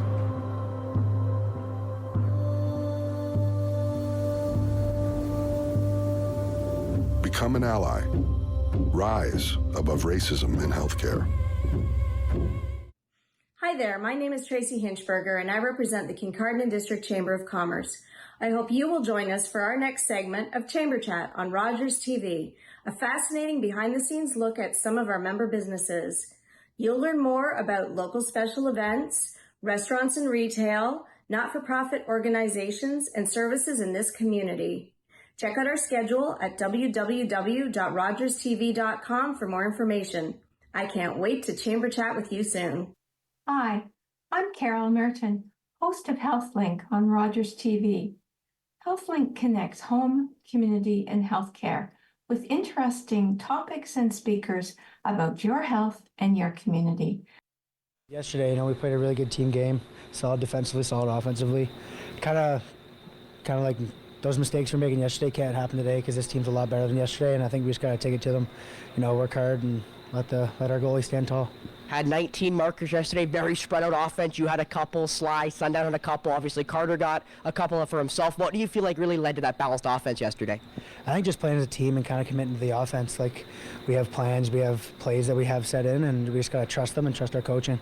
You obviously got some reinforcements as well from suspensions being uplifted today. So how important do you think those guys are going to be on the back end for you guys here tonight? I think that's really important because those are guys that like to play rough and kind of get under the other guy's skin. So it's huge for us and huge for our energy, kind of like boosting the bench and boosting the energy on the bench whenever we need it, and kind of like a momentum booster. You guys are tied right now with Northmen in the standings. My last question here for you is, how do you guys keep yourselves above the Northmen here tonight?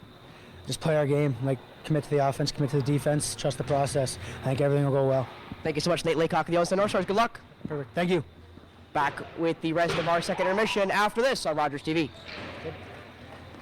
You're good, Nate.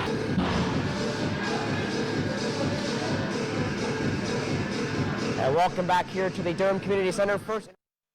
Hi, I'm Carol Merton, host of We All Belong, Our Neighbors, Our Community, a new Rogers TV series promoting the diversity of our community in Grey County. Please join me on Rogers TV.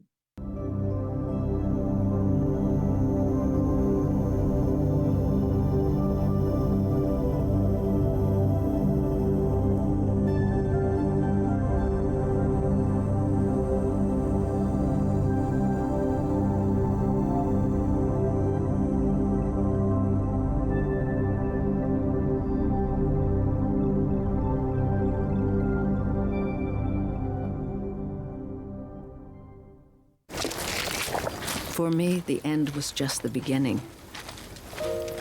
I felt I must come. If I did not come at once, it would be too late. And these places that are watered with the best blood of Canada might only be names and memories.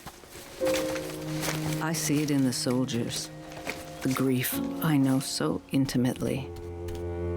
And I will not abandon these men to it. The isolation wears on me. Slowly, the silence takes over, as if my heart has given out of air. I cannot talk. I can only paint. For more than 2 years, Mary Ryder Hamilton painted the battlefields of the First World War, creating an unforgettable visual record of service and sacrifices at immense personal cost. Hi, I'm David Shearman, host of Politically Speaking on Rogers TV. Join me this fall for more interviews with our local, provincial, and federal politicians. Politically Speaking on Rogers TV.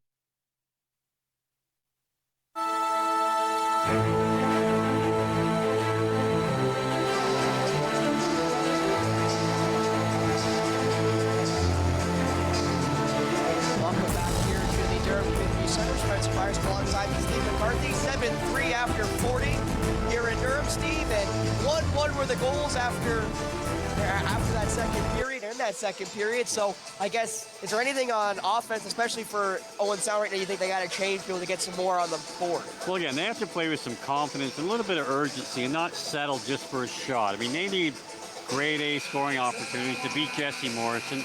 The goals they have executed on 2 of 3 were inside goals, not relying on perimeter shots, and they need to get inside. So it's going to take a little work on their half. But again, it's only 4 goals, so that's not an unsurmountable lead in lacrosse. Well, what about for the Northmen? They only had 1 goal in that second period. The offense obviously kind of clamped up for them too. Well, again, I think with the penalties going either way, and to have one of their leaders, Garen Jennings, sit in the box for a double minor, then a 10-minute misconduct. I mean, he's been instrumental in a lot of their offense. So to lose him certainly would have hurt them. So he'll want to stay out of the box and stay clean the rest of the game. Well, come on back. Third period about to be underway here in Durham as you watch this on Rogers TV.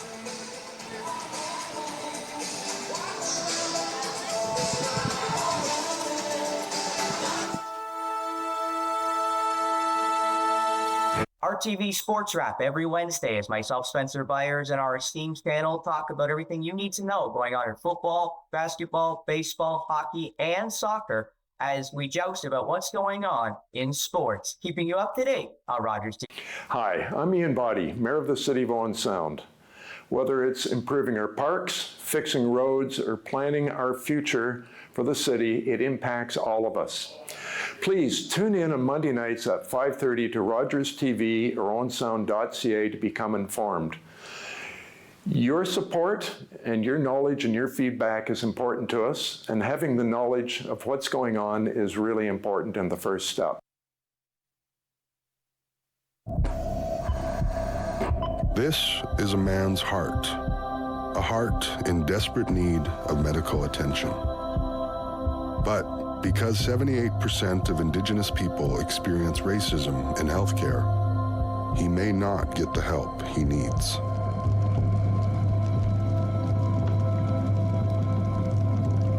Become an ally. Rise above racism in healthcare.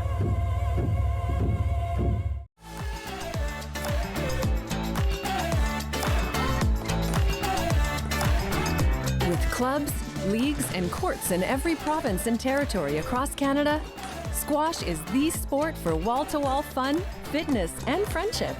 From coast to coast to coast. Learn to play and you'll want to do it every day. Squash. Play inside the box. Hi, I'm Lynn from Third Eye View, and welcome to a brand new season that we're looking forward to. We have some return guests and some brand new guests. And in the meantime, enjoy the rest of your summer, stay safe.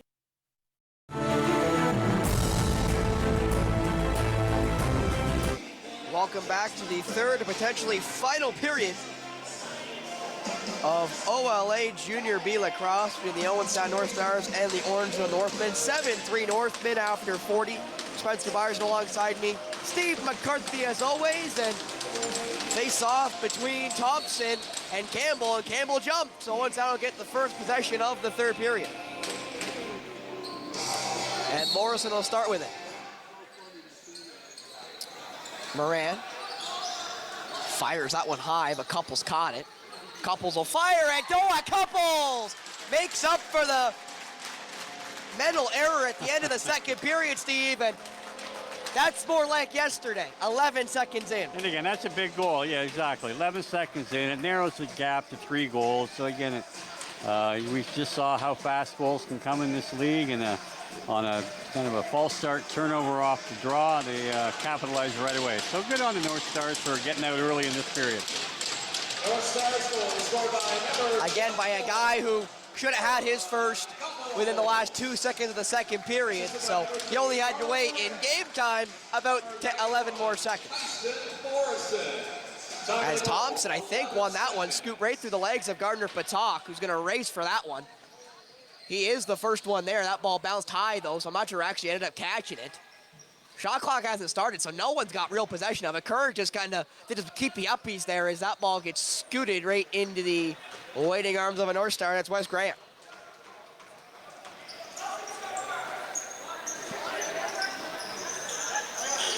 As Sundown for Moran. Moran up for Couples. Couples, guess that one scooped out of him, but he caught it. Couples takes a tumble, gets it low, and it's a save there. Ball is out of the restricted area, but they're going to call that on Couples.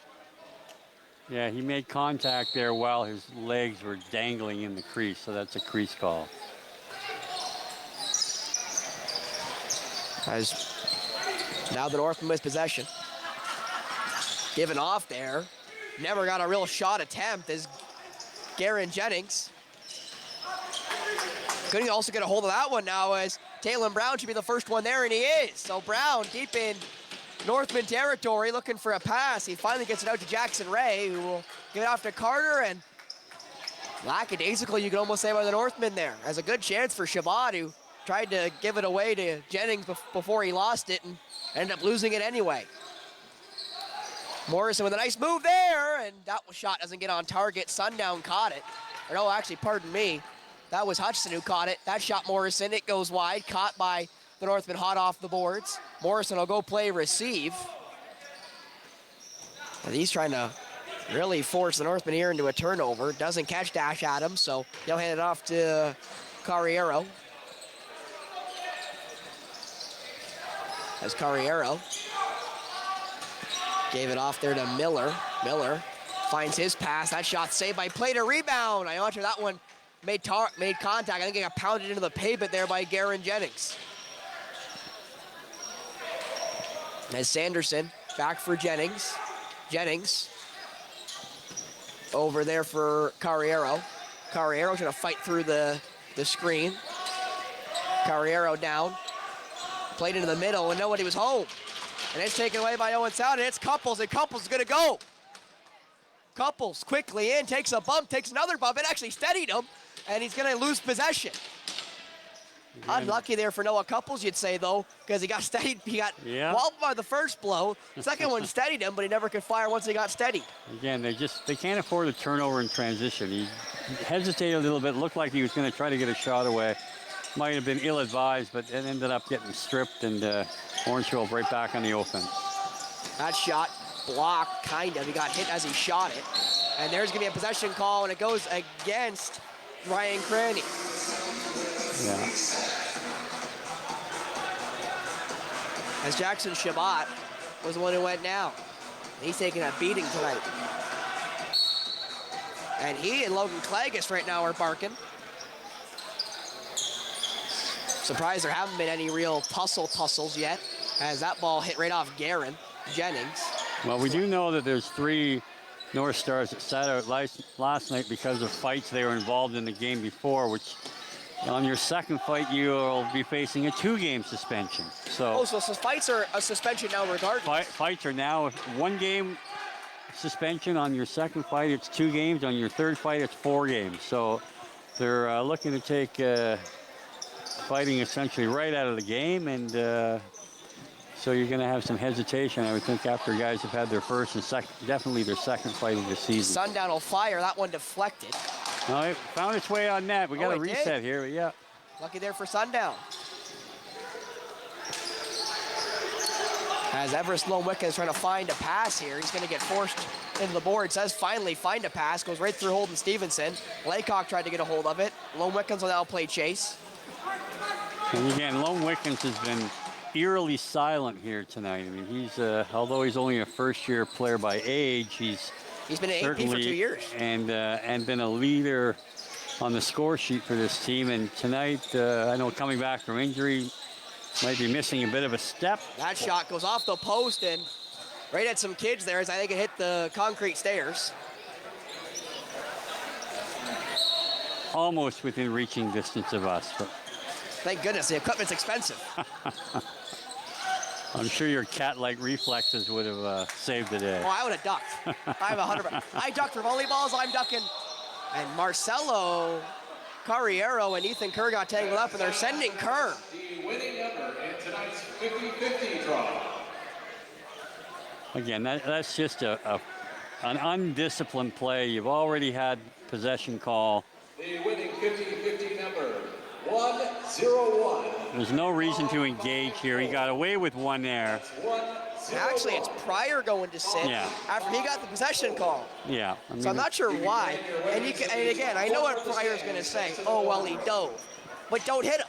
You don't give him a chance to dive if you don't touch him. Yeah, I mean. 5-5-4. As Carriero, again, he's got 2 goals, both on the power play. That one ringed off, I thought, off the post. Yeah. And then right into the wickets there of the netminder. Wes Grant tried to make a run. That ball's going to bounce to his netminder. No, it actually goes right through the restricted area. Grant now trying to fight for it there with Dash Adams. Dash does retrieve it, I thought. Grant's not going to force him up against the boards. And now they're going to jostle there behind the plate. So only 4-on-3. As Carriero gives it off to Gear. Gear saved there by Clater, but it ends up going in. Yeah. Found enough English to make its way past, and that makes it 8-4. And again, that just erases that quick score they had early in the period on undisciplined play. And you know, at some point, you think some of these learning experiences have to sink in with the players, and if they want to step up to the upper echelon in this league. And that is the first marker of the night for Lincoln Gear on the man advantage, no less. And again, a tough break for Plater. That's the second one he's made the initial stop, but the backspin English has not been his friend, and it's allowed it to trickle over the line on him. Moran. For Morrison, caught it now. Morrison will fire. That's a good save, and looks like Stevenson got a hold of somebody, and it was a possession call regardless. Yeah, but again, a nice little two-man game again by Laycock and Morrison. It resulted in a good scoring opportunity, and they need more of that. So they got to get some of that activity on the left side, which has been pretty stagnant. Nice pass to Garen Jennings, and Jennings adds to his total.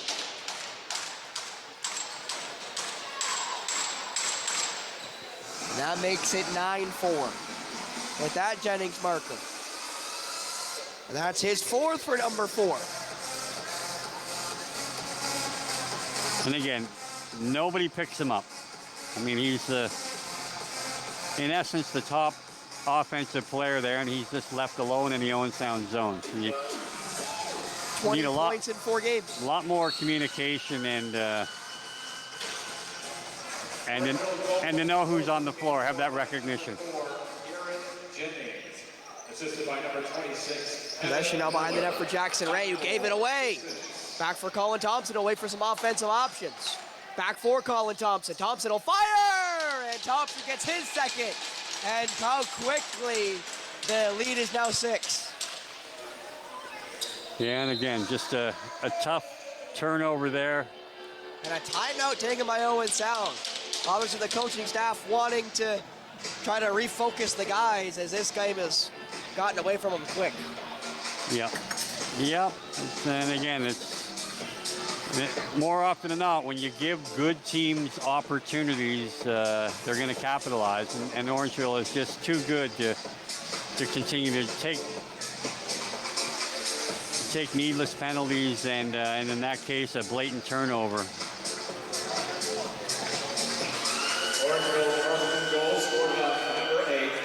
Again, the Northmen right now 4-1. Their only loss coming to Elora down in Elora. These two teams will rematch next Saturday on the 17th down in Orangeville. As that face-off is won by Campbell. Got it again right in the ref's feet as Thompson dropped his guy, and that's going to send the possession the other way. Not sure I like that whistle. Possession now deep in the Northmen end. That's going to be a tough weekend for Owen Sound. I'll talk about that in just a second here.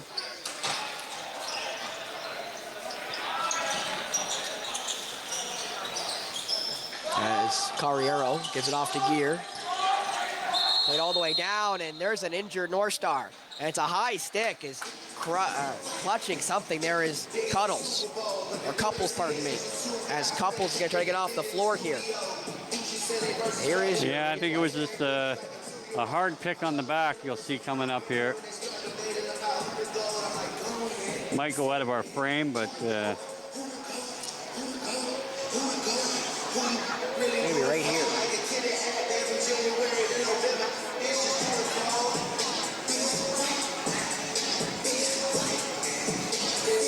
Ooh, he just kind of got shot there by Carriero. Yeah. Take a seat. Again, kind of incidental, Steve, but he did definitely catch him in the chops. Yeah, it did drop him. So. Northman penalty number 13, Marcelo Carrero, 2 minutes for high sticking. It's a North Stars power play. Sundown shot. That one with some venom, but a good save there.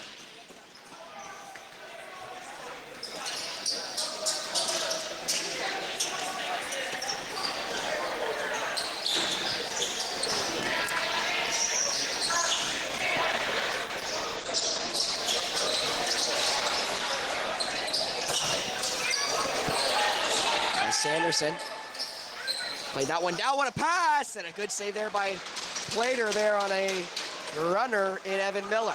And again, that was a great catch. That pass was partially deflected, and he kept with it and created a really good scoring opportunity. Again, we've got a really changed up here in the power play. Got Sundown in the shooter spot, Moran down the crease, which isn't real an effective use of his ball handling skills. A Laycock up top. Nice pass from Moran. Yep. Got the look there. I guess who they were looking for there, Steve, and Lone Wickens, and they get the possession back. Yeah, real nice look. Well executed. Sundown finds Lone Wickens. Ball ends up getting deflected before it gets there, however, but now they lose it again, and it's Morrison. And a good pick there by Sundown. Back for Sundown, right in front again, Lone Wickens. That's a good save. It'll rope around for Morrison. Good possession here by Owen Sound. Well, again, when they get inside, especially on the power play here, they're getting good looks and good opportunities. And Morrison has just happened to be in the way, but nonetheless, if they can keep this up, they should be far more successful in the power plays.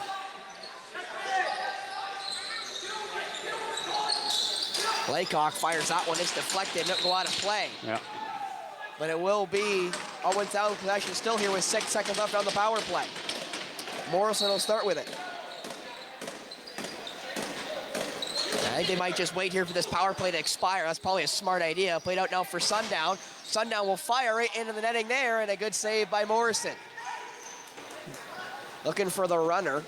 It'll end up going that way as it's played over there for Stodnick, who plays it down now for Gear.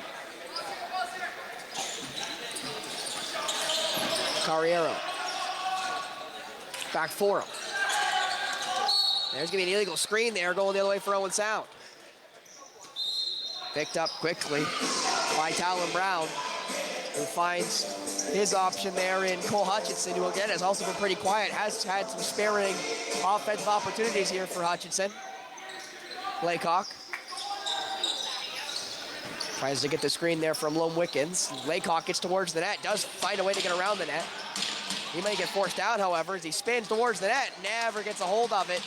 And that will be the Orangeville possession. And there's going to be a minor going against Holden Stevenson. Yeah, it's going to be a checking in the crease call. And again, you can't make contact with the ball carrier or the goaltender, whoever happens to have the ball, while they're in the cylinder. So, again, just a reactionary but yet undisciplined penalty that's going to put them back on the man down, with the clock not their friend at this point. Oh, and there's some jousting behind the play here. Whistle will go. That was between Wes Grant and Nolan Sanderson, who were really going at it there on the floor.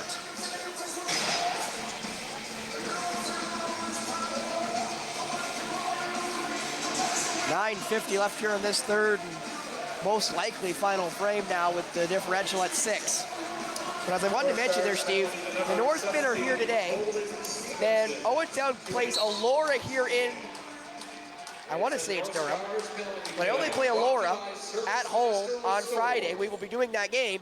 And then they go at Orangeville the day after. So that is a rough, you could say 3-game stretch, including today, but a rough weekend for Owentown next weekend. Yep, and then I think they get Cambridge after that. So their next 4 are pretty tough.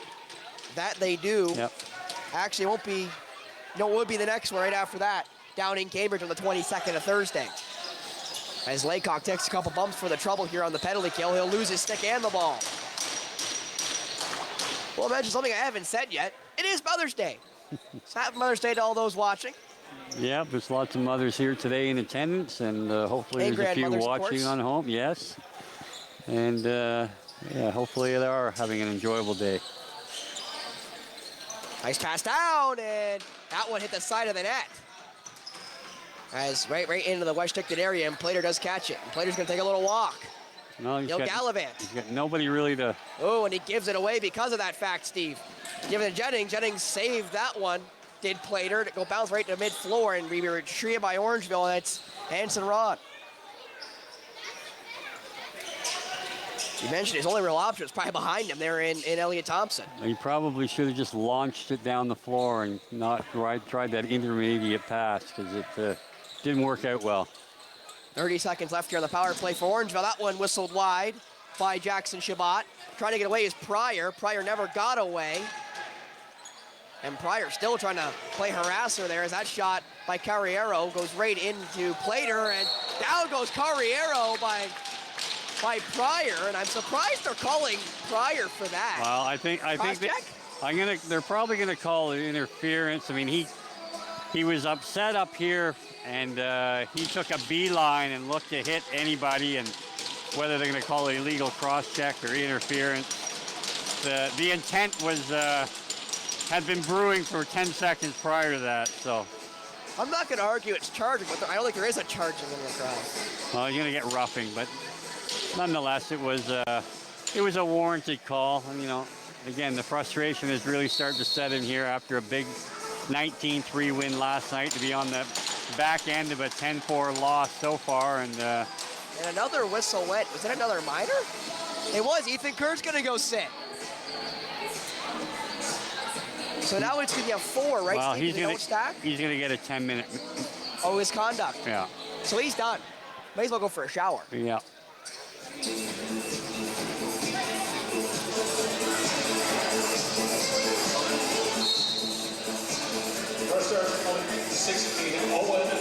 Wait a second here. Timeout taken by Orangeville here on the 5-on-3 for 14 seconds. So we'll see what they draw up here.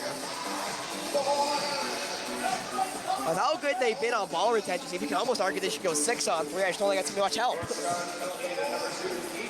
Yeah, they'll probably, we'll see. I mean, they certainly have the skill set to go 5-on-3. A lot of teams like to play that safety up top and go a 4-on-3 to keep the bodies out of the way of set play, but we'll see how they set up here.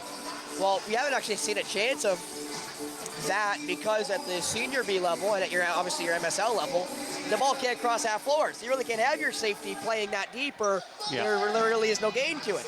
You see there on your screen what we were mentioning there, home to Elora, which we will be doing on Friday the 16th here on Rogers TV, then down in Orangeville, down in Cambridge, and then home to Point Edward. So Point Edward's the game where they got to win that one because they may not come away with a win after what happened tonight, and some jousting there behind the play between Jennings and I believe that's Calder Adams, and they're gonna go. And Jennings let go. Now, rushing in there was Jackson Shabbat to get a hold of the guy who did get a helmet ripped off there in Calder Adams. So that should be an extra minor, you'd think, Steve. Well, He went in. I don't know that Jennings will even get a penalty here. I mean, Adams is getting the gate, so. The Orangeville players are indicating the scoreboard is in fact working in their favor, so. I am surprised that if Jennings didn't get a minor because Jennings didn't engage. And again, you can say he disengaged after. Yeah, that's because he knew he wasn't going to get the helmet off. Yeah. But yeah, the Owen Sound player was definitely the aggressor again. 100%. He targeted the Orangeville's best player and or at least best player on tonight's game. And so we'll see how the penalties shake out here. As Prater will take his walk to the bench to get some water, I assume. There's still technically a 5-on-3 in favor of Orangeville. So again, we're going to have to see how this shakes out because what happens at the Senior B level is that the penalty with the least amount of time on it, which would be the 4 seconds, gets taken off and the other minor jumps on the board, which would mean it'd be a 5-on-3 for 1 minute and 50 seconds, which would be very not good for Owen. And a penalty shot. And, oh, pardon me, a penalty shot. Yeah. So, yeah. So definitely not what Owen Sound was hoping for here in the latter stages of this third period. In a period they had a chance, because again, they were only down by 3 what feels like moments ago, but that changed from moments ago to forever ago. Yeah, so it looks like Jackson Shabbat is going to get a minor here as well, so likely going to be a 4-on-3 situation. Well, I would have thought because he came in late, and even if you want to say as Grant comes off. But he came in late. But again, it wasn't like he dropped his gloves or grabbed the player. He just kind of came in to keep his guy out of the mix. So, nonetheless, it's going to stay Orangeville ball, and they'll stay on the power play.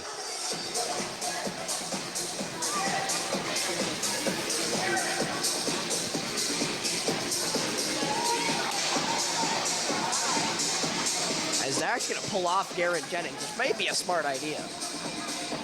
I mean, I don't subscribe to the fact that they're necessarily targeting him, but if he is on the floor and he is near you, you might as well give him a shove. Yeah. It's only fair. Oh, yeah. No, there's no... I don't think anybody's going to frown on aggressive play, but it was just too easy to call. 100%. That pass across, good save there by Carriero. Good save, better save by Poiter. And actually, there's a 5 on the board, Steve. So they obviously gave 5 to Wes Grant for, I assume, face masking. Could very well be. As Grant trying to get away, and he will. Or not Wes Grant, but I think it was... Calder Adams, pardon me. Yeah.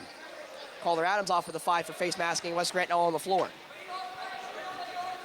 And the 4 second was taken off the board. As Laycock now getting a couple extra whacks. He's got Sundown. He finds Sundown. Sly. Got 8 to shoot. That one right into the wickets and just couldn't catch the rebound. Ball still loose, however, so Sundown will go play chase. As now away will come the Black Shirts. As Marcelo Carriero. It'll be about 50 more seconds of 4-on-3, and then it'll be about 10 seconds of 4-on-4, and then it'll become 5-on-4 for about 3 minutes. Passed across, thought he'd fire. Passed around for Carriero, nice pass. That shot saved, that was Jennings. Jennings met by his numerical counterpart in Talon Brown, pardon me. Carriero looked at Gear, thought him off, played it now for Sanderson, back for Gear. Back for Jennings. Jennings will fire that one wide, goes behind the net. Klages will have to go retrieve it because Lincoln Gear's gonna go play harasser. And he'll be picked up there by Sanderson, or by Plater, pardon me. As trying to get away there and will get away are the Owen Sound North Stars and Jackson Ray. Ray played it back there for Laycock. And the 4-on-4 begins as quickly as it will expire and go to 5-on-4 here. And possession is going to go the other way.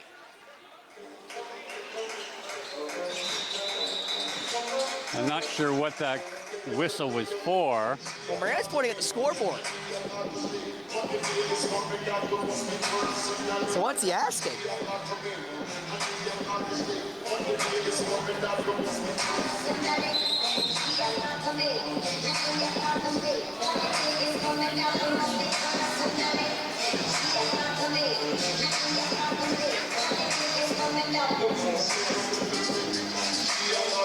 Obviously, Carter's got a point because the referees instantly went to the scorer's table.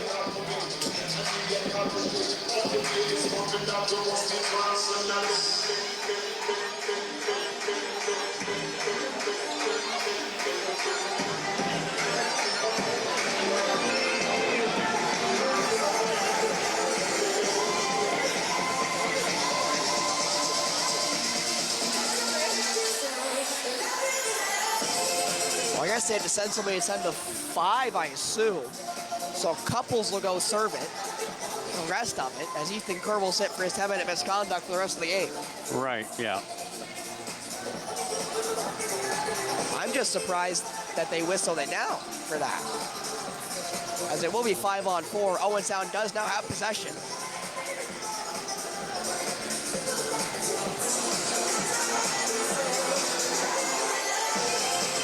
As Laycock will start with it. Got Sundown, Moran, and Lone Rickens there with him. Laycock gonna get forced into the boards here, might get in some trouble. Even with his hulking frame, he's trying to swim around. He's got Lone Wickens. He's gonna take a couple shots for the trouble. Can he get rid of it, however?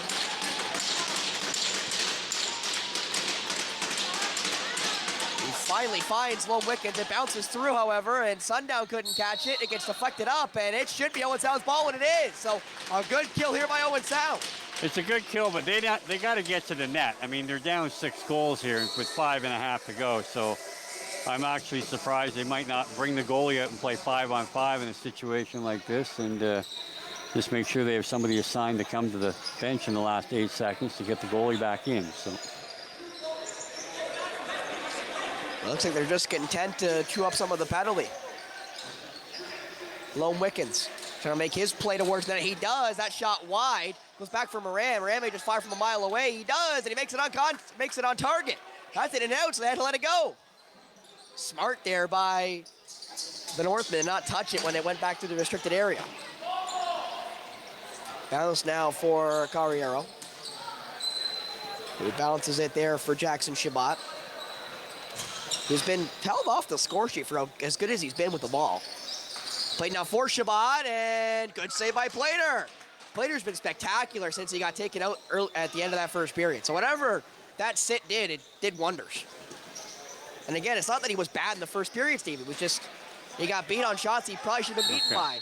And they're going to go over and back there against that'll Thompson. be a 2-minute penalty. Again, just a 2 undisciplined penalty. 1 not to realize you're a man down and go over and back, and then to throw the ball down the floor. You know you're going to get 2 minutes for that. So for a leader on this club, I'm always frustrated, but again, they just keep shooting themselves in the foot here. Minute and a half left on that 5 to Calder Adams. Will now be met by the 2-minute minor there by Elliot Thompson. And what's more interesting, Steve, is if Orangeville scores and there's a face-off, who takes the face-off? Since Elliot Thompson is the only face taker I've seen by Owen Sound so far this season. Trying to find an option. That shot better saved by Plater. That shot by Tipping. As now away will come West Grant. Grant tried to find Pryor. Pryor never got a hold of it, and it goes right into the net, or netting there for Morrison. Morrison leading past it to nobody, but Jennings does come back to retrieve.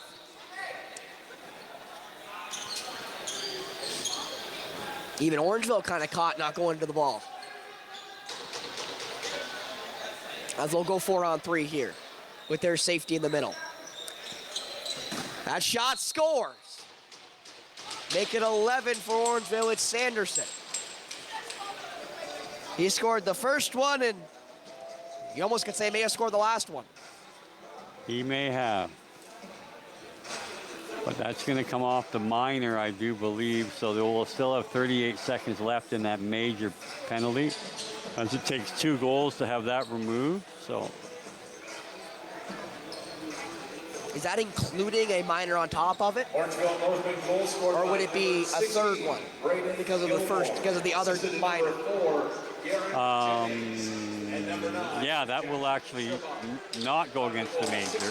You're right. So they still would have 2. Yes.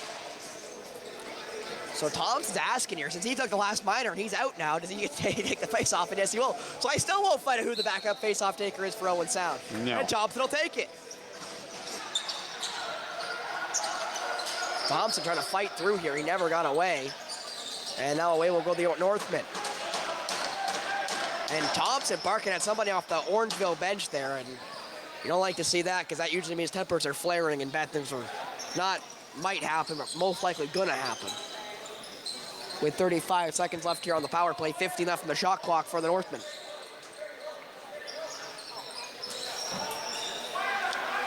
Carriero played there for Lesky. Lesky shot that one, saved by Plater. Can they get the rebound? The answer is no. And away will go Talon Brown. Brown got whacked and he never got away. What a play there by Lesky. Played back for him. Lesky caught it without even trying. That was a funky catch.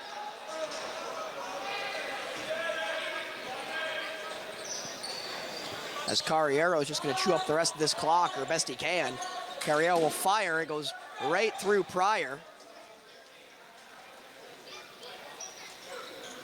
As Logan Klegas will now make the walk. Moran, about 2.5 minutes left here in this third period. Morrison down for Laycock. Laycock back for Sundown. Sundown for Moran off an odd angle. I'm not sure to make contact with the goalie, so it'll be a shot clock violation. Played and missed. Moran could be the first one there. He isn't, but Lone Wickens is. Back for Carter.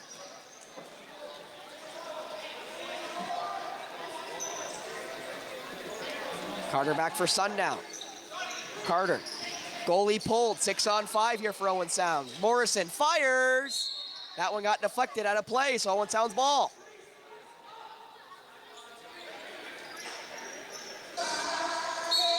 Morrison. Gives it off there to Laycock. That shot from Moran. Tried to quick stick it, but never really got enough on it. Stuck behind the net. Orangeville does pick it back up, so somebody will go. Oh, and somebody got buried there, and it looked to be Everest Lone Wickens who was the one who got sent, and that'll be a minor against Orangeville. So a power play late here for Owen Sound should get him some, maybe some respect back or get him a consolation prize here.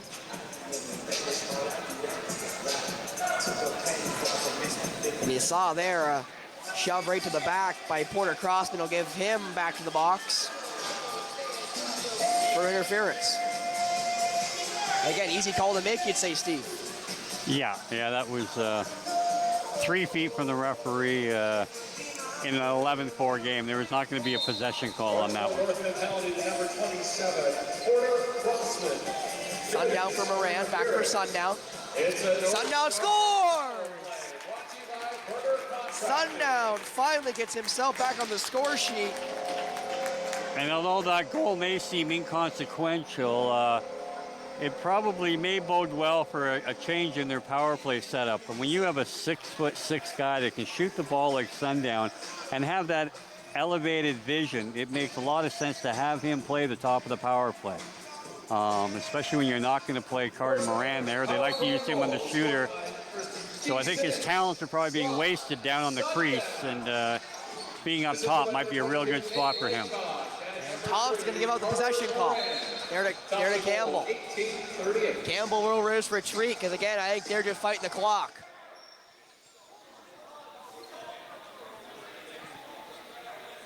So Onslaugh's going to go play chase. As Cooper Campbell was the one who went back. Brought to you by the Owen Sound Attack. And again, he doesn't have to clear it. He can just hold it for the rest of the Shot clock here. And he'll get chased, and he'll go around the restricted area. He'll just throw it. And he'll go just over the shoulder there of Plater, who just ducked. And Owen Sound, they do the right thing and let that ball travel all the way down, so they'll get possession in the Orangeville end. Although there's not much time left to work anything, they do every possession could be a learning. Got to Everest low wickets. Better save again by Morrison. What a save there. Very good job to stay composed there as Wickens, got folded right into the boards. That's going to start something here as Morrison comes right in, and they're right on top of him. Drivers are going to have to move him. Drivers are going to have to move him here because these guys are not going to stop. There's a down Northman on top of Everest Sloan Wickens. And again, you have to say, Steve, in an 11-5 game, is there a need for that kind of hit? And that's no offense to the Northmen, who have been clean just about the whole game here tonight, but it was one lapse of judgment. I think, again, it was an awkward spot for him to be in. I don't know that it was vicious in nature. As we'll get we had to take a look at that again, and it's, you're right, with 25 seconds to go, it hasn't been a real chippy affair, especially on the Orangeville side of things here, but again, it doesn't take a lot when you're that close to the boards in an awkward position to have injury occur, so. But also a major, because I'm not saying it is worth a major, Steve, but when you're that close to the boards, you're always kind of wondering. Irregardless, I mean, unless you're going to call a match penalty, it really doesn't matter what they call here. It would have no effect on the on a suspendable offense.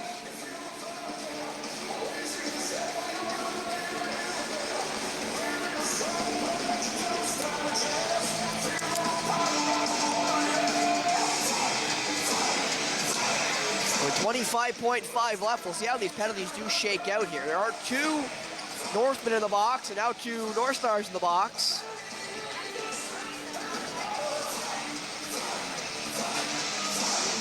I think I saw 5 for roughing on the Owen Sound side.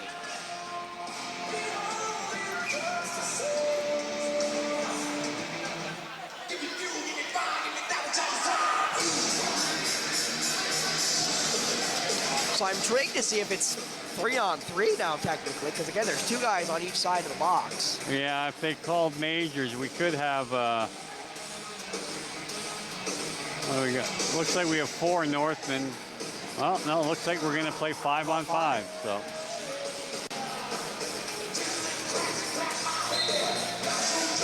Wait, the Northmen are going to lose somebody, so it's going to be 5-on-4. So I guess the Northmen did come out with 1 extra here. They even put the penalties on the board, because I guess it doesn't really matter with 20 seconds left. Laycock, Sundown. Sundown fakes it, will fire, got deflected before it ever made it close to the net. Marcus Gardner-Patak on the technically power play here. Holden Stevenson as well. As that looks to be the game here. That ball is just fired the length of the floor into the netting, and that will be the game. 11-5 the final. Some jawing there late. Some jousting there and some jawing, you'd say, at the end of that period, but regardless, it ends 11-5 in fairness of the Orangeville Northmen. Yeah, frustrating night really from the get-go here for the home side. And Orangeville was pretty much the better team from the first period onwards. So. Not just that, Steve. You almost could say that first period kind of took all the winds out of their sails because they had such a great first period yesterday against Welland. It kind of propelled them to a big win against the Raiders yesterday. And today, down 6-2 after 1, it almost felt like it took the legs right out from under them. Yeah, they just really they didn't get in any kind of offensive flow at all. You know, the defense, they had some miscues, and Orangeville took advantage. Then when there's a parade to the penalty box, Orangeville was able to, again, take advantage of those opportunities. And, you know, they built up a lead that Owen Sound just couldn't answer back because they couldn't produce any goals. Not just that, they also couldn't produce a lot of opportunities, Steve, because we talked usually about not just their goal scoring, but can you at least create opportunities to get some of those chances, and they didn't really do that either. Yeah, again, last night, don't want to keep going back to that because the caliber of opposition was certainly less than Orangeville. But they were patient. They ran a lot of plays. They worked well with one another, shared the ball again, and tonight wasn't the case. Well, the Northmen, I think, showed tonight, though, Steve, that now 5-1, the only loss coming to the undefeated Aurora Hawks, and they are maybe one of the cream of the crop right now in the OLA. Oh, yeah, they got a lot of quality players, and again, great coaching staff, and they have a lot of positives going for them, and they'll be tough all season long, no doubt. Well, with that, we'll be back again on Friday when the Aurora Hawks make their way here to play the Owen Sound North Stars in the Bruce Grey area. But for that, Steve McCarthy, myself, Spencer Byers, we're great Mark Perry behind the camera. We'll see you on Friday when Aurora come to play the Owen Sound North Stars here on Rogers TV.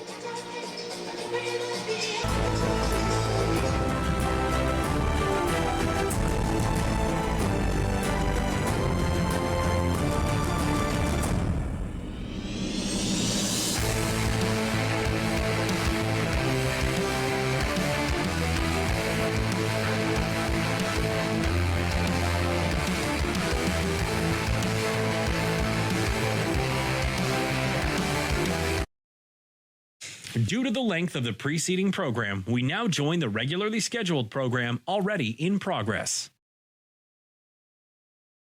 They suffer from red pine decline. They're growing on in the south where they're not used to growing on limestone. They like it more acidic in the north. We planted them here to bring the forest back, but red pine and plantations also have not only the decline, they have annual root rot, a fungus that gets into the root and weakens the tree, and also honey armillaria mushroom infestations. So this is a red pine that was planted at the same time as the oaks.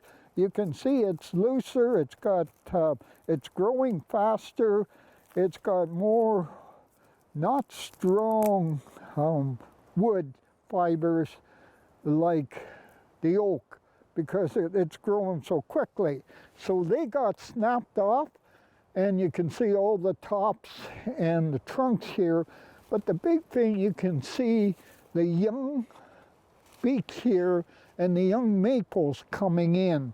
And that's so important. Now with those red pines gone, these maples, the beech, and the oak will be the dominant trees. And this really shows it well.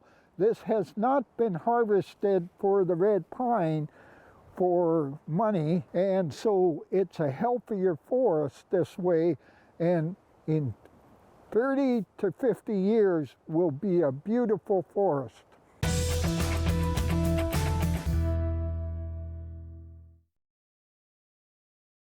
How do you measure a hero?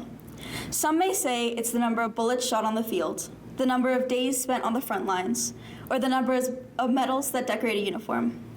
But heroism is also the dedication to your country in an age of war.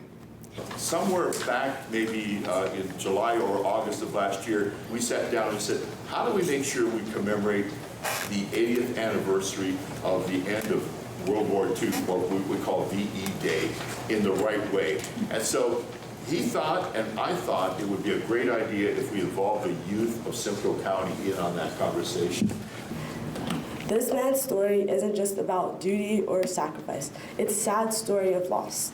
It's a reminder that a bunch of young men, many barely even being able to be referred to as men, were sent to their battles and never came back like they promised. We put out a message to the schools, inviting students to talk about a soldier or veteran that was born in Simcoe County, worked in Simcoe County, and served from Simcoe County. Those who died in battle, unfortunately, that's where the story would end. Fortunately, a number of them went on to do various things in our community, working at hospitals, working as civil servants, and one became the mayor of one of our towns in the area. During his years in captivity, the prisoners at Stalag lived through a carefully planned and meticulous mass escape, now referred to as the Great Escape.